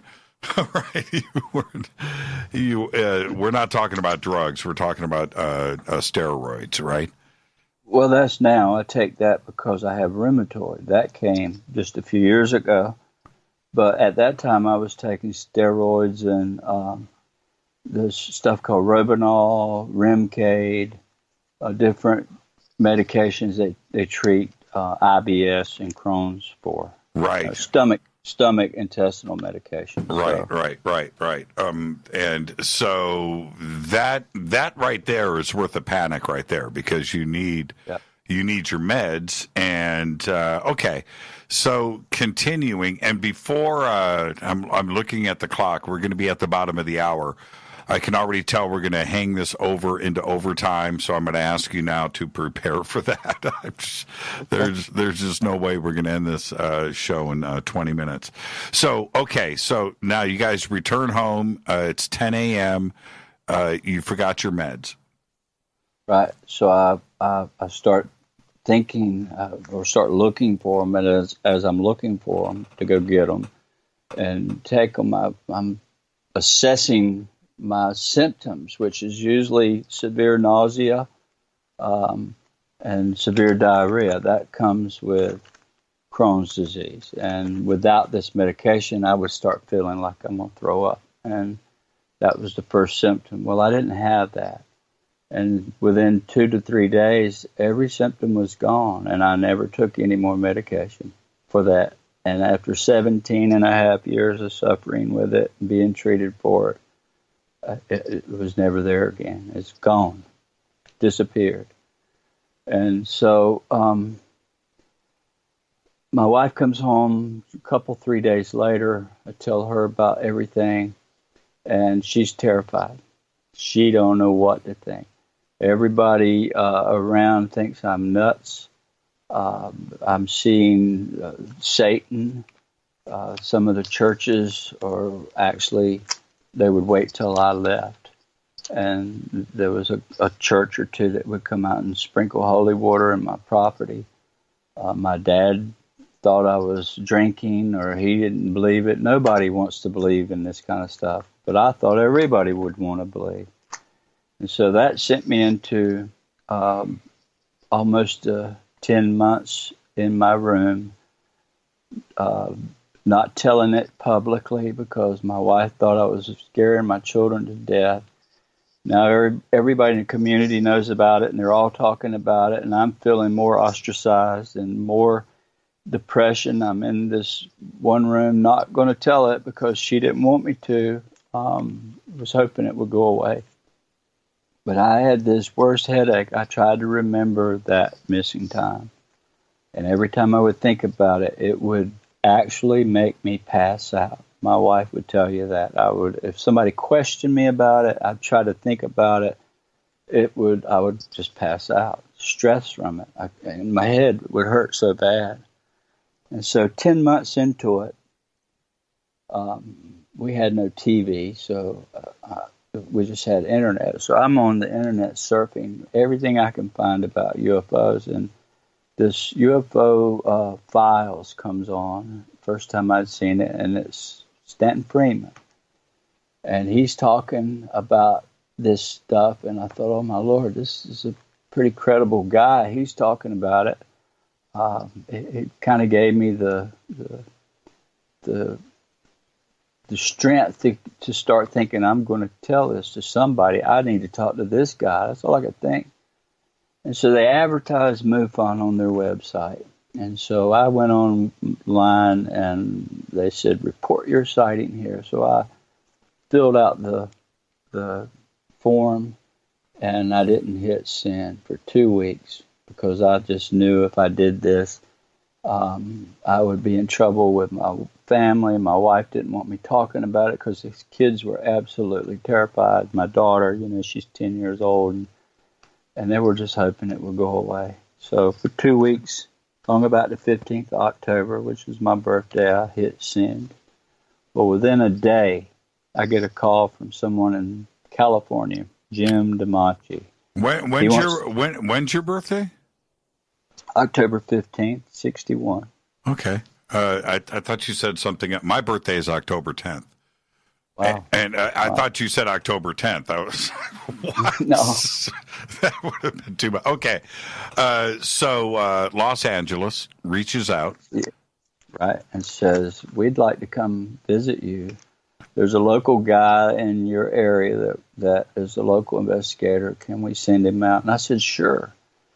And so another day goes by, and this gentleman by the name of Steve McDaniels, he's from Raleigh, about an hour away, he calls and says, I want to come do an investigation. So I got cold feet again. I thought, no, I can't do this.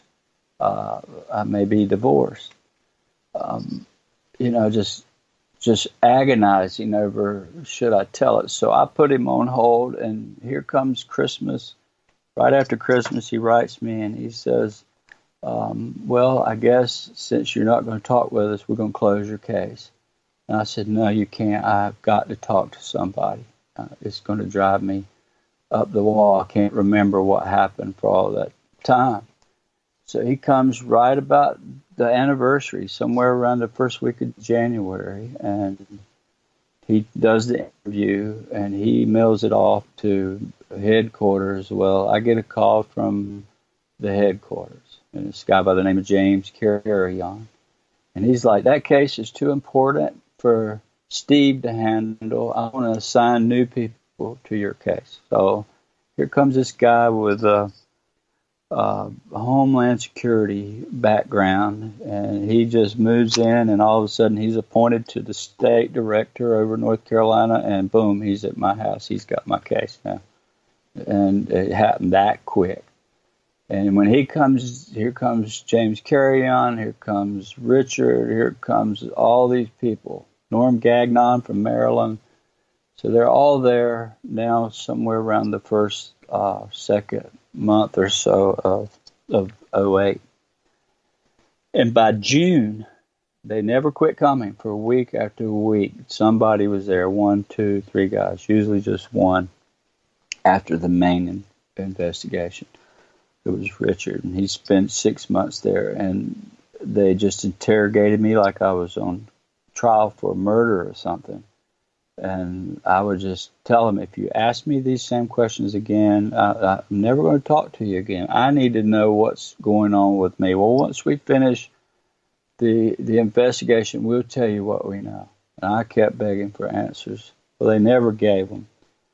They insisted we do a UFO story and tell the world. And so I agreed to it with Discovery Channel, UFOs Over Earth, thinking I'm going to be vindicated from this past year of misery, sleeping in this room alone, nobody to talk to. I just knew the world wanted to know. Well, that was the biggest mistake ever, because they did their thing and they didn't show the evidence. I got big circles burnt in my grass in the back, and they took soil analysis, and Norm will tell you his information got stuffed away, and all they did was bring in the guy from the FBI to do a lie detector. Did 34 questions over 2 hours, over and over and over, and he said that I was being deceptive over seeing an entity, not about all the lights and stuff. But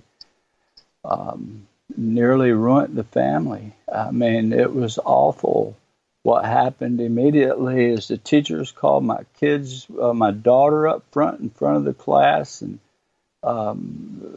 they would make fun of these students would make fun of their father, and you can imagine the kids fighting for their dad's credibility. Right. And now they're seeing these lights, right? Over the first year, they're now experiencing it. My wife is experiencing shadow beings, and my children, more than one time, many times, 2 at the time, walking through our house, just looked like ghosts walking through it. And they reported that to MUFON as well. So I actually was so upset that I went dark. And what I discovered was that these beings, when they took me, I did a regression with MUFON, with a Harvard-trained psychiatrist by the name of Dr. Michael O'Connell. We just loved this guy. He was so nice to us, and we spent a lot of time together. And he made my headaches go away right immediately as soon as we did the regression. And so he passed away right after that. And now we're stuck with, we need answers. We need help. We asked them, can we find support? Can anybody come help our children? Help me. And they walked away and said, your case is closed. We don't have, we don't, they just didn't help us, left us. I tried to talk to the UFO world. They thought I was too much for them because I reported these beings as angels. They came in balls of fire, not a flying saucer. I reported them as orbs or big balls of fire. I'm not sick anymore. I don't understand. So after the regression, I knew that they wanted me to tell what I knew. And so I had this agonizing, implanted thing that I had to tell this. I've got to tell it. So I'm beginning to get it from everywhere that I'm dealing with Satan. And so I started doubting myself, right? So I actually went dark for 5 years. I would never talk about it again. But during that time is early 2008, around, I would say June or July, right after MUFON left, Ryan calls me, Dad, there's a guy here from NASA. He wants to talk to you. Very big, tall guy. Ryan's a young boy then. So I said, all right, son. If he wants to see me bad enough, I'll be home in an hour. Just tell him to stick around. Well, he did. And that started about 11 and a half or 12 year relationship with somebody that we really, he passed away this past Thanksgiving, Dr. Hal Pavenmeyer. He's one of the top ranking astronomers in the world. He mapped the moon. I learned a lot of secrets about that, stuff he'd shared. And he has stuff on the moon setting up there because he's also a rocket scientist. My children loved him. He came religiously. He loved my daughter. He went to her recitals. He'd come all the way from Florida just to go to her graduations and birthday parties. So I would say that it was just an honor to know this man. And he helped this family. He went to my mother and dad and told them to support me, that they only knew I was telling the truth.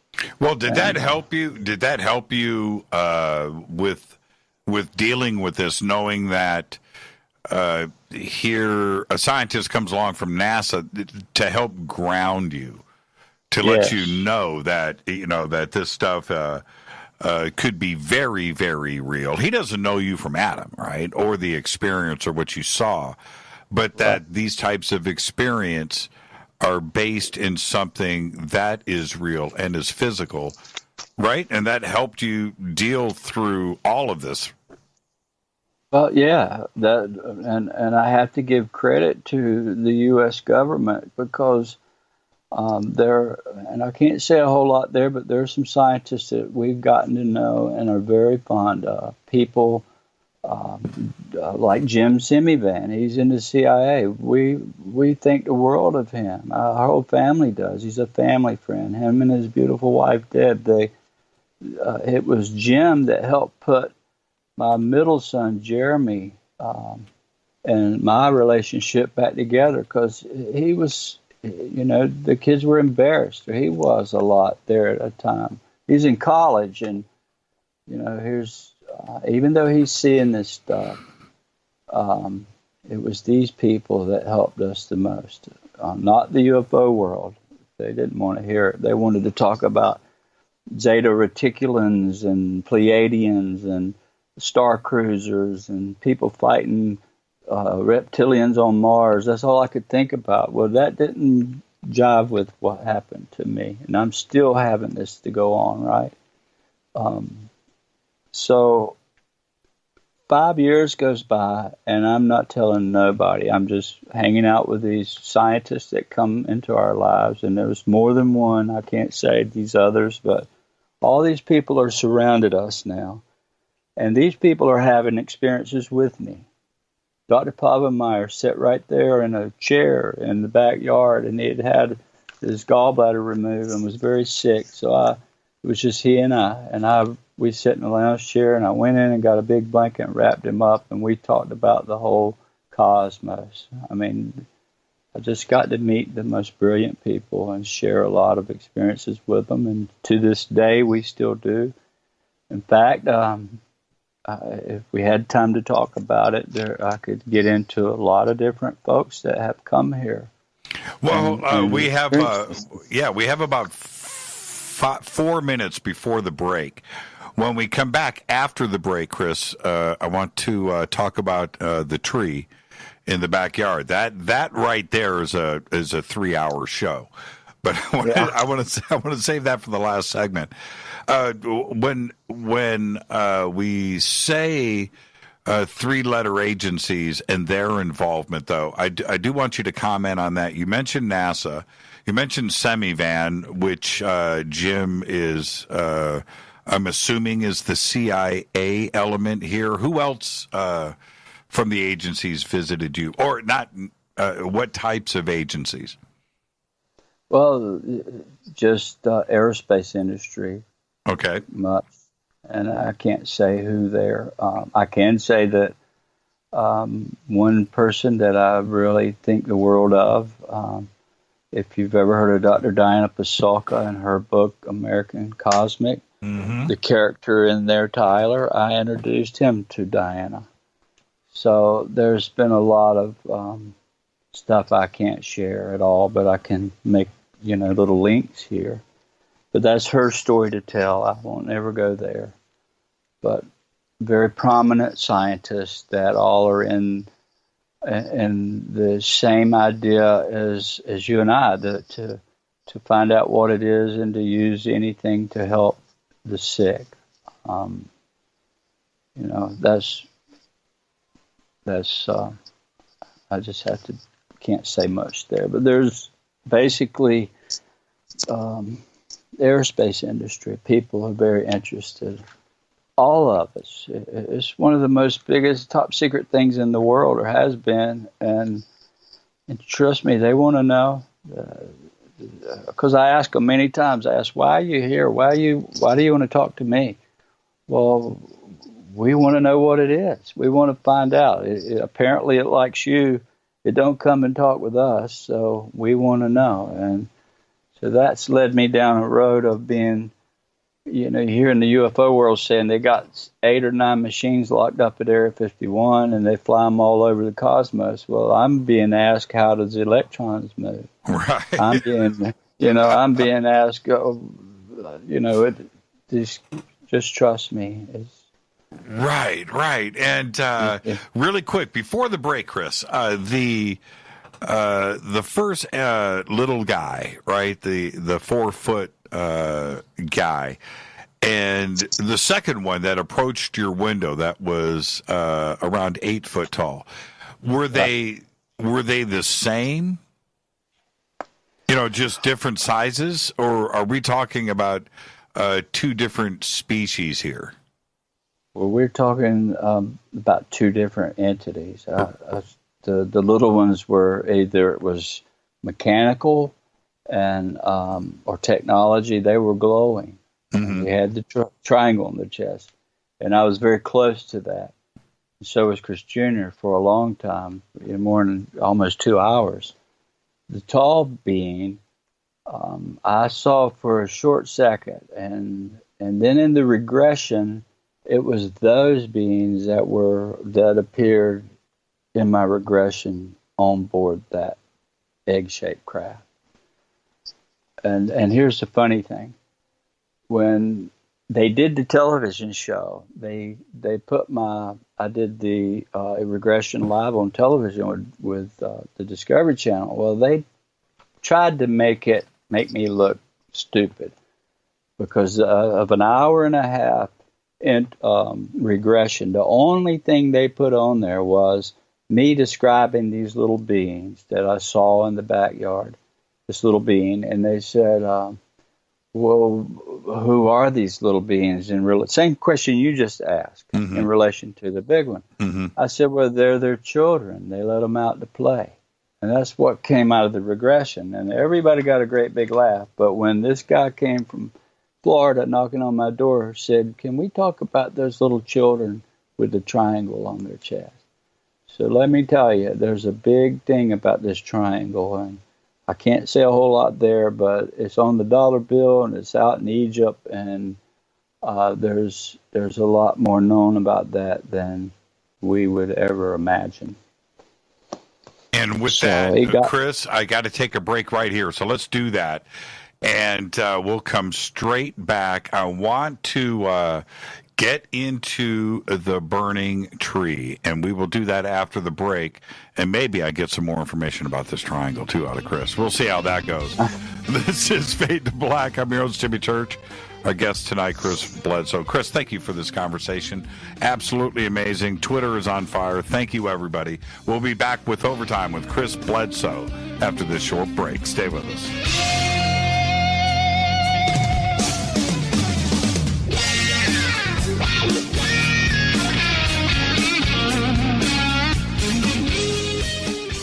Welcome back. Fade to Black. I am your host, Jimmy Church. Overtime with Chris Bledsoe. Tomorrow night, Richard Dolan. Thursday night, Jason Quitt. Quitspiracy Part 2 tonight. Chris Bledsoe. And Chris, thank you. Just let me get straight to it. Thank you for sharing all of that. There is so many details that we have left out tonight. There's so much more to the story. It doesn't start and stop with what we've covered tonight. And, of course, I'm inviting you back onto the show, and we'll get you back on as soon as we can, maybe next week, and we will continue this. But I mentioned a few times tonight the burning tree. Now, the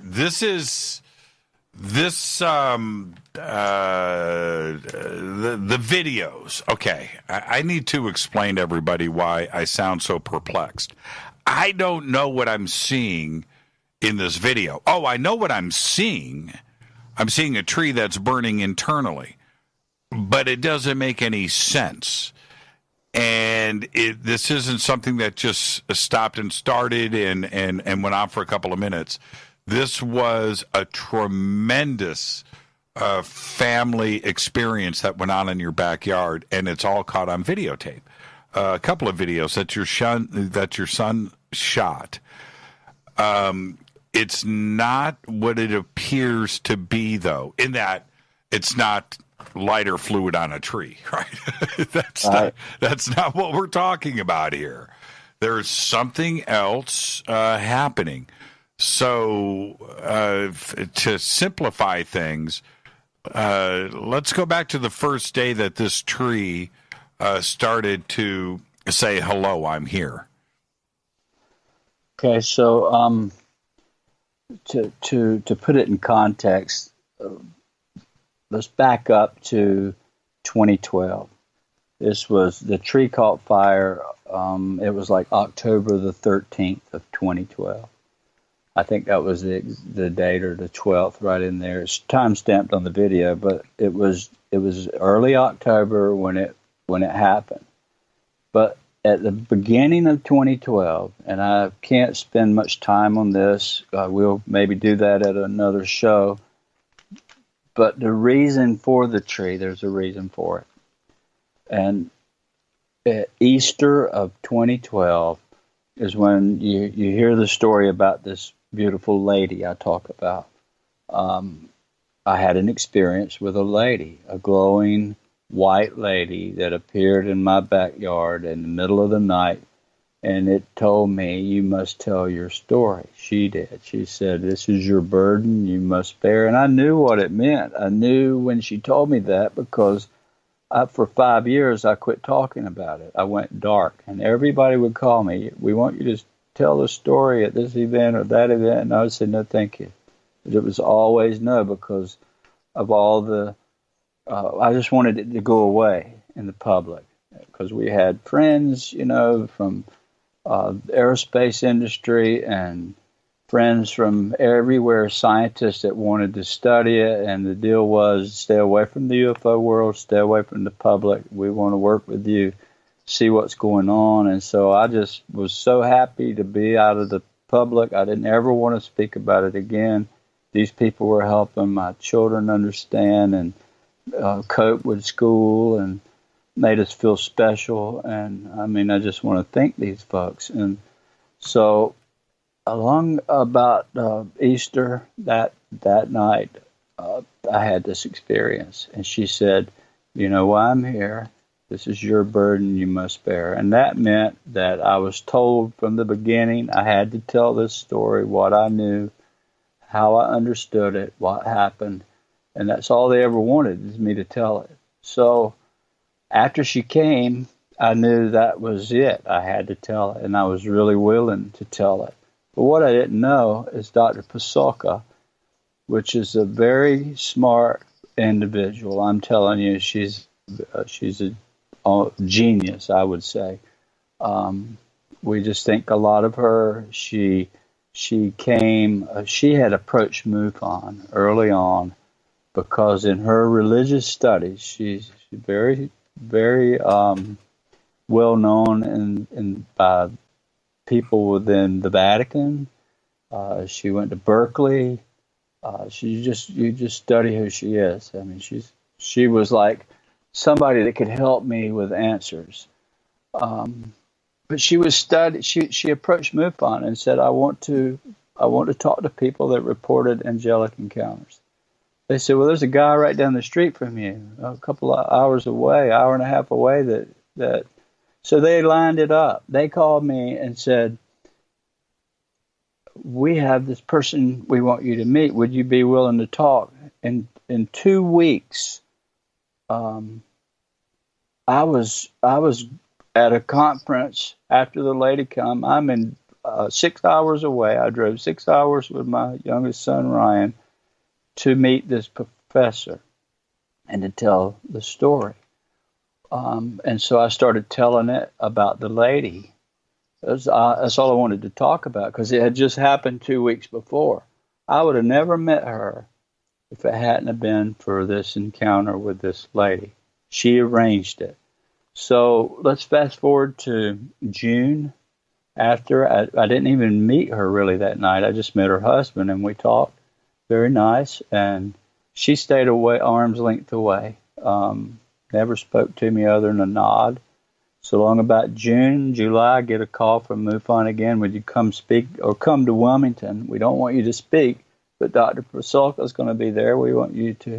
She wants to spend a few minutes with you. So I drove down, Ryan and I again. We go to dinner that evening, the whole group, and then we go out on the beach that night, and Diana and I moved down the beach about 20 or 30 yards from the group. They were sky watching, and we began to talk. And she just had a big experience in her life during that time that made her be where she is today. You're talking about Diana Pasulka. Yes. Okay, gotcha. So here comes October, and Diana calls me, and we've been talking a little bit we never talked from the first time I met her till June or July, and then we talked some from there to, we were like very good study partners now. We're getting into the religious aspect. So she calls me and says, Chris, I'm here in Wilmington, and I'm working on a television project, a movie called The Conjuring, a very prominent horror show. And she said, I'm just being led to introduce you to these guys. They want to meet you. And I'm like, Diana, it would take a miracle for me to meet anybody in the television industry. Just 3.5 years ago, my life was nearly destroyed because I went public, and I'd promised myself I'd never do that again. I said, tell you what, I'm gonna ask for a sign, because this lady told me she would always be there and she would help me to tell the world, to tell my experience. She said, I'll guide you. So this was like on a Monday when she calls me. Long about Thursday, she calls me again. She called me a couple times that week, but she wrote me and she said, have you gotten a sign yet? I said, no, Diane, I haven't got a sign. I'm sorry. She said, well, these guys are leaving Saturday. They're going back to California, and I really wanted you to meet them. I said, I'm sorry, but I haven't had a sign. So on Thursday night, I walk out the back door. This is when I quit smoking, by the way. It's the 13th of October. That brings to me the date. My wife and I were watching television in my study, and I said, I'm going to go out and smoke. So I paused the television, walked out the back door. It had been raining for 2 days. Measured rainfall, about an inch or more rain. It was the grass was wet. I'm out smoking just off the patio, and here she comes out behind me, and when she looks through the back door, she hasn't even opened it yet, these sparks about 100 yards or 75 yards out behind our house, back at the back of the property, we see sparks come off this tree. And it was really weird looking. Little red sparks just went in different directions. And she opened the door and she said, what in the world is going on with that tree? I said, I have no idea. So it did it once or twice more, and then all of a sudden, right in front of she and I, it erupted into flames, 10, 12 feet high. It was just bursted out of the side of this tree, and we're burning that high in the air. Well, she freaks out. You can hear her voice in the video. Ryan takes the video. My mom and dad and everybody sees it. I drag a hose way back there. Had a garden near the area, so we had a hose spigot out. So I'd bring her a hose pipe, and she personally puts this thing out, sticks the hose up in the tree. It's burned a hole in the side of it. It's really hot, and puts it out. Ryan took video of it and putting it out. This was at 9 o'clock, 12 o'clock that night. Everybody was so messed up about this thing, she couldn't sleep. So 12 o'clock, she looks out the back door, we all do, and now this thing's burning again. It's erupted itself back into flames. So same process. She goes out and puts it out again. 3 o'clock in the morning, it catches on fire the third time. Well, anyhow, the first time it caught a fire at 9 o'clock that night, as it's burning, I text Diane. I said, I got my sign. I'll see you in the morning. So we drove to Wilmington. That's a sign. That was it. That's a sign, Chris. And yep. you're glossing over this just a bit, okay? And I respect that.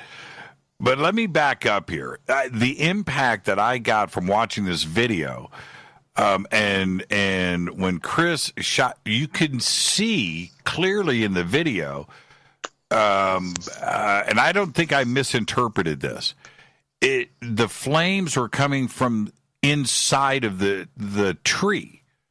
It wasn't on the. This was self-combusting. It's like spontaneous tree combustion that is happening from inside of the tree. And when you see something like that, how perplexed. Look, you guys are hosing it down. You're putting it out. It's just rained for a couple of days. Everything is nothing catches on fire in nature when things are going down like this. But this tree is has decided to self-combust internally. What's going through your mind? I love Chris's reaction on the video, by the way. I think his reaction was pretty honest. What's going through your mind? Because this is impossible. Right. Well, that changed. Well, it was kind of, I didn't know what to think. I just knew it was a sign because the lady told me, I will help you. If you'll do this, I'll help you share with the world. Well, let me tell you, from the time she left, from that point on is when I started taking all these videos. For the first 5 years, this stuff would be in my house or over top. The kids were seeing it, all of us. But as soon as I'd pull out a telephone or anything to shoot a picture with, it would disappear.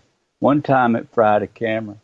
But after that 2012 event is when I started getting all this, these videos and these, and able to share it with people. I mean, as little as last month, a friend of mine, he's become a very good friend now, is Dr. Bob McGuire from Virginia Tech, called me or wrote me at Thanksgiving and said, can I come see you? I'd like to meet you, my wife and I, and talk about doing some aerial tracking, see if we can catch some of it. I said, sure. Are you talking about Bob McGuire from the Hume Center at Virginia Yes, sir. Tech? Oh, okay. All right. Yes. Now you're in the big leagues.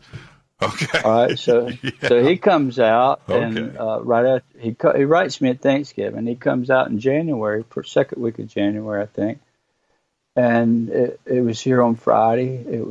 He just got here on Friday, so we spent a lot of time chatting, and he and his wife, we all got to meet each other, and it was cloudy and rainy, and then Saturday it rained, and Saturday night it rained, and we're just having a good time of conversation. Well, Sunday night, it started clearing up and got a beautiful sky. We went out to eat, and long about 8 or 8:30, I guess, he would know. We decided we can sky watch. So we go out to my little man cave. I have a little shop in the yard, and I spend a lot of time, and it's just, we live on a cabin on a pond, and it's private back in there. So the back end of the pond is darker. So we walked towards that way, and I just looked up at the heavens, and I asked them, I need a sign if I'm supposed to allow Dr. McGuire to work with me and try to capture some of this on film. And no longer than I said it, right in front of him, he heard me. Within a minute, it started appearing. And it appeared for over an hour, and he's already talked public about it. And I mean, it was really incredible. They were appearing in the trees, orbs, shooting through the trees, and he'll tell the story, but it changed his life.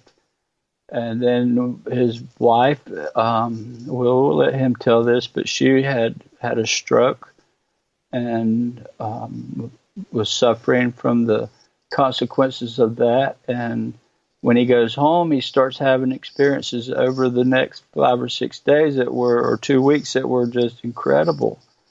And his wife has since been cured from her disability with this stroke. And so, this is what has gone on through the years. And I'll leave him to tell the rest of it, but that's enough there.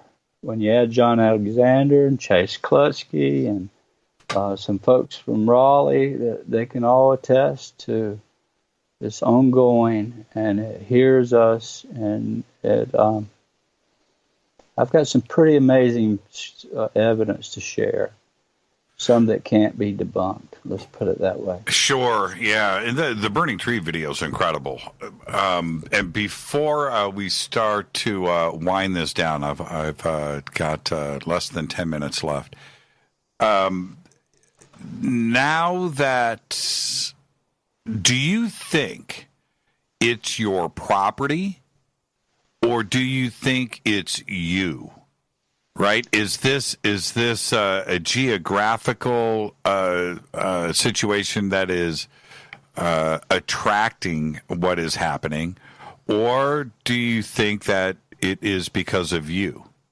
It's not the property. I have plenty of people that will vouch for it. Like, our friend that introduced us, Lori, she experienced it in Encinitas. I flew out to meet with a bunch of folks, and we walked right out on we drove out on the Pacific Highway and right around Encinitas there. And I told her daughter she was going to experience this stuff. I just knew she would that night. And sure enough, a few minutes later, we were experiencing it close up, and it flew right over our head, two of them, a couple 300 feet high above us, and they joined together like one and just made one object and shot off to the south. So it doesn't matter. It's been here. It's been on anywhere. It's the same sky. I look up in California and see the same stars that I see from my home, and I just ask it to come, and it listens. It hears me, and it answers. I ask for signs. I ask for answers. And if it appears, then that's a big yes. If it doesn't appear, then that's a big no. You said to me earlier tonight, I'm just going to tell everybody. So Chris and I were talking before the show tonight, and he goes, Jimmy, I'm just going to let you know. I asked everybody, I said, so what about this church guy? And they said affirmative. And that makes me feel pretty good. I walked out an hour before the show, and I looked up at the sky, and I asked it if it was going to guide me, and if it was what I'm supposed to do tonight. And like I say, I don't do anything unless I get signs for it. And it answered with a big glowing orange orb appeared and flew a piece and disappeared right in front of me. So I knew that I'm in the right hands. And I appreciate that. And so does the audience. There's another part to this when you say it like that, which is now we are getting into the zone of something spiritual, possibly religious, possibly extraterrestrial. And this is where I stop, Chris, and go, you know what? Just maybe it's all the same thing. Yep. Right? I agree 100%. Is that where you are today?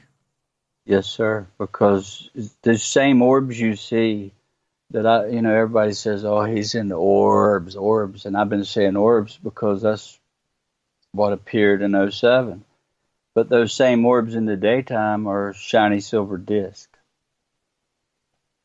And I have a lot of photo of that and video as well. They can be like a metallic object, or they can be a big ball of glowing light. So I think it's all in the same, or including ghosts. And I have a lot of orb photos with people in them and dogs in them and animals in them. So, and I never could get any of that until the experience with the lady. Nothing. I could not take a photo. But after that, the floodgates opened. And then people like Chase and her husband had an experience, a major experience where we lost time. Then a scientist from Wake Forest University, a government research scientist, she and her assistant came and experienced 2 hours of missing time, and she caught it on camera. She caught audio, video of an entity walking up to the tree, a lot of stuff that I've just never shared, but all these people shared it with me. John Alexander, his book, Reality Denied, he came here 4 or 5 years ago, and my daughter and I and his wife, Victoria, we went down to the river, and almost the same time of night. It was just after dark good, and the stars came out, and we were standing there against my car, and Emily was in the back seat with her feet out the door, and Victoria was in the passenger side back seat with her door closed. So she didn't get to see it, but Emily saw it clear. But I'm standing there with John, and all of a sudden, my hair stood up everywhere. I felt it, this euphoria, where I can hardly breathe. And I said, John, it's here. It's right above us. And about that time, the crickets even stopped chirping, just completely stopped. And 10 seconds, John will tell you, 10 seconds later, it appeared above us in a big pulsating ball of light. It didn't fly over. It wasn't a satellite. It was just not very high above us, 1,000 feet maybe above us. But it appeared out of thin air and started pulsing very brightly and flew off in a hurry to the south. And John put that in his book, second chapter, Reality Denied. So, he's a pretty, it pretty much changed his life that night, too. He saw it. Well, not only do I want to thank you, you never know who's listening. And as you mentioned Bob McGuire, he just tweeted, by the way. So Bob is listening. And he says, it's not the property. It follows Chris around. And I said, okay, here comes a shout out to Bob. So I tweeted that out. Bob, you got a shout out. And, I got to get Bob on the show. Maybe I can talk him into it. Thank you so much, Chris. Absolutely extraordinary. I can't wait for part 2.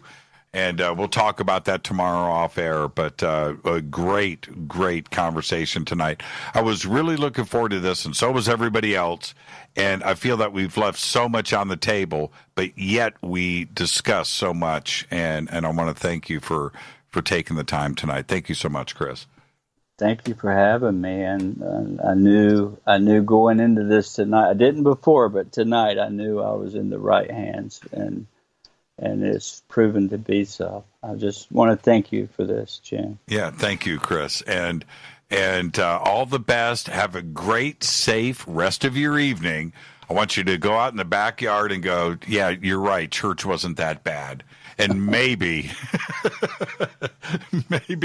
you'll get a little visit from an orb. Thank you so much, Chris. Good. And we'll talk tomorrow, man. Have a great night. All right. Thank you, Jim. Chris Bledsoe. And now, everybody, we just went literally pole to pole. I've got to roll credits and get out of here before I'm cut off on the network. I want to thank Chris Bledsoe for the conversation tonight, and I know that everybody enjoyed. I was on the edge of my seat. Incredible conversation. Fade to Black's executive producers, Rita Camarion. Shows produced by Hill J. Palm, Renee, Dennis, and Bob. Announcers are Steve Harder, Gene Vitoa, Mark D. Kovar. Webmaster is Drew the Geek. Music, Doug Aldrich. Intro, Spaceboy.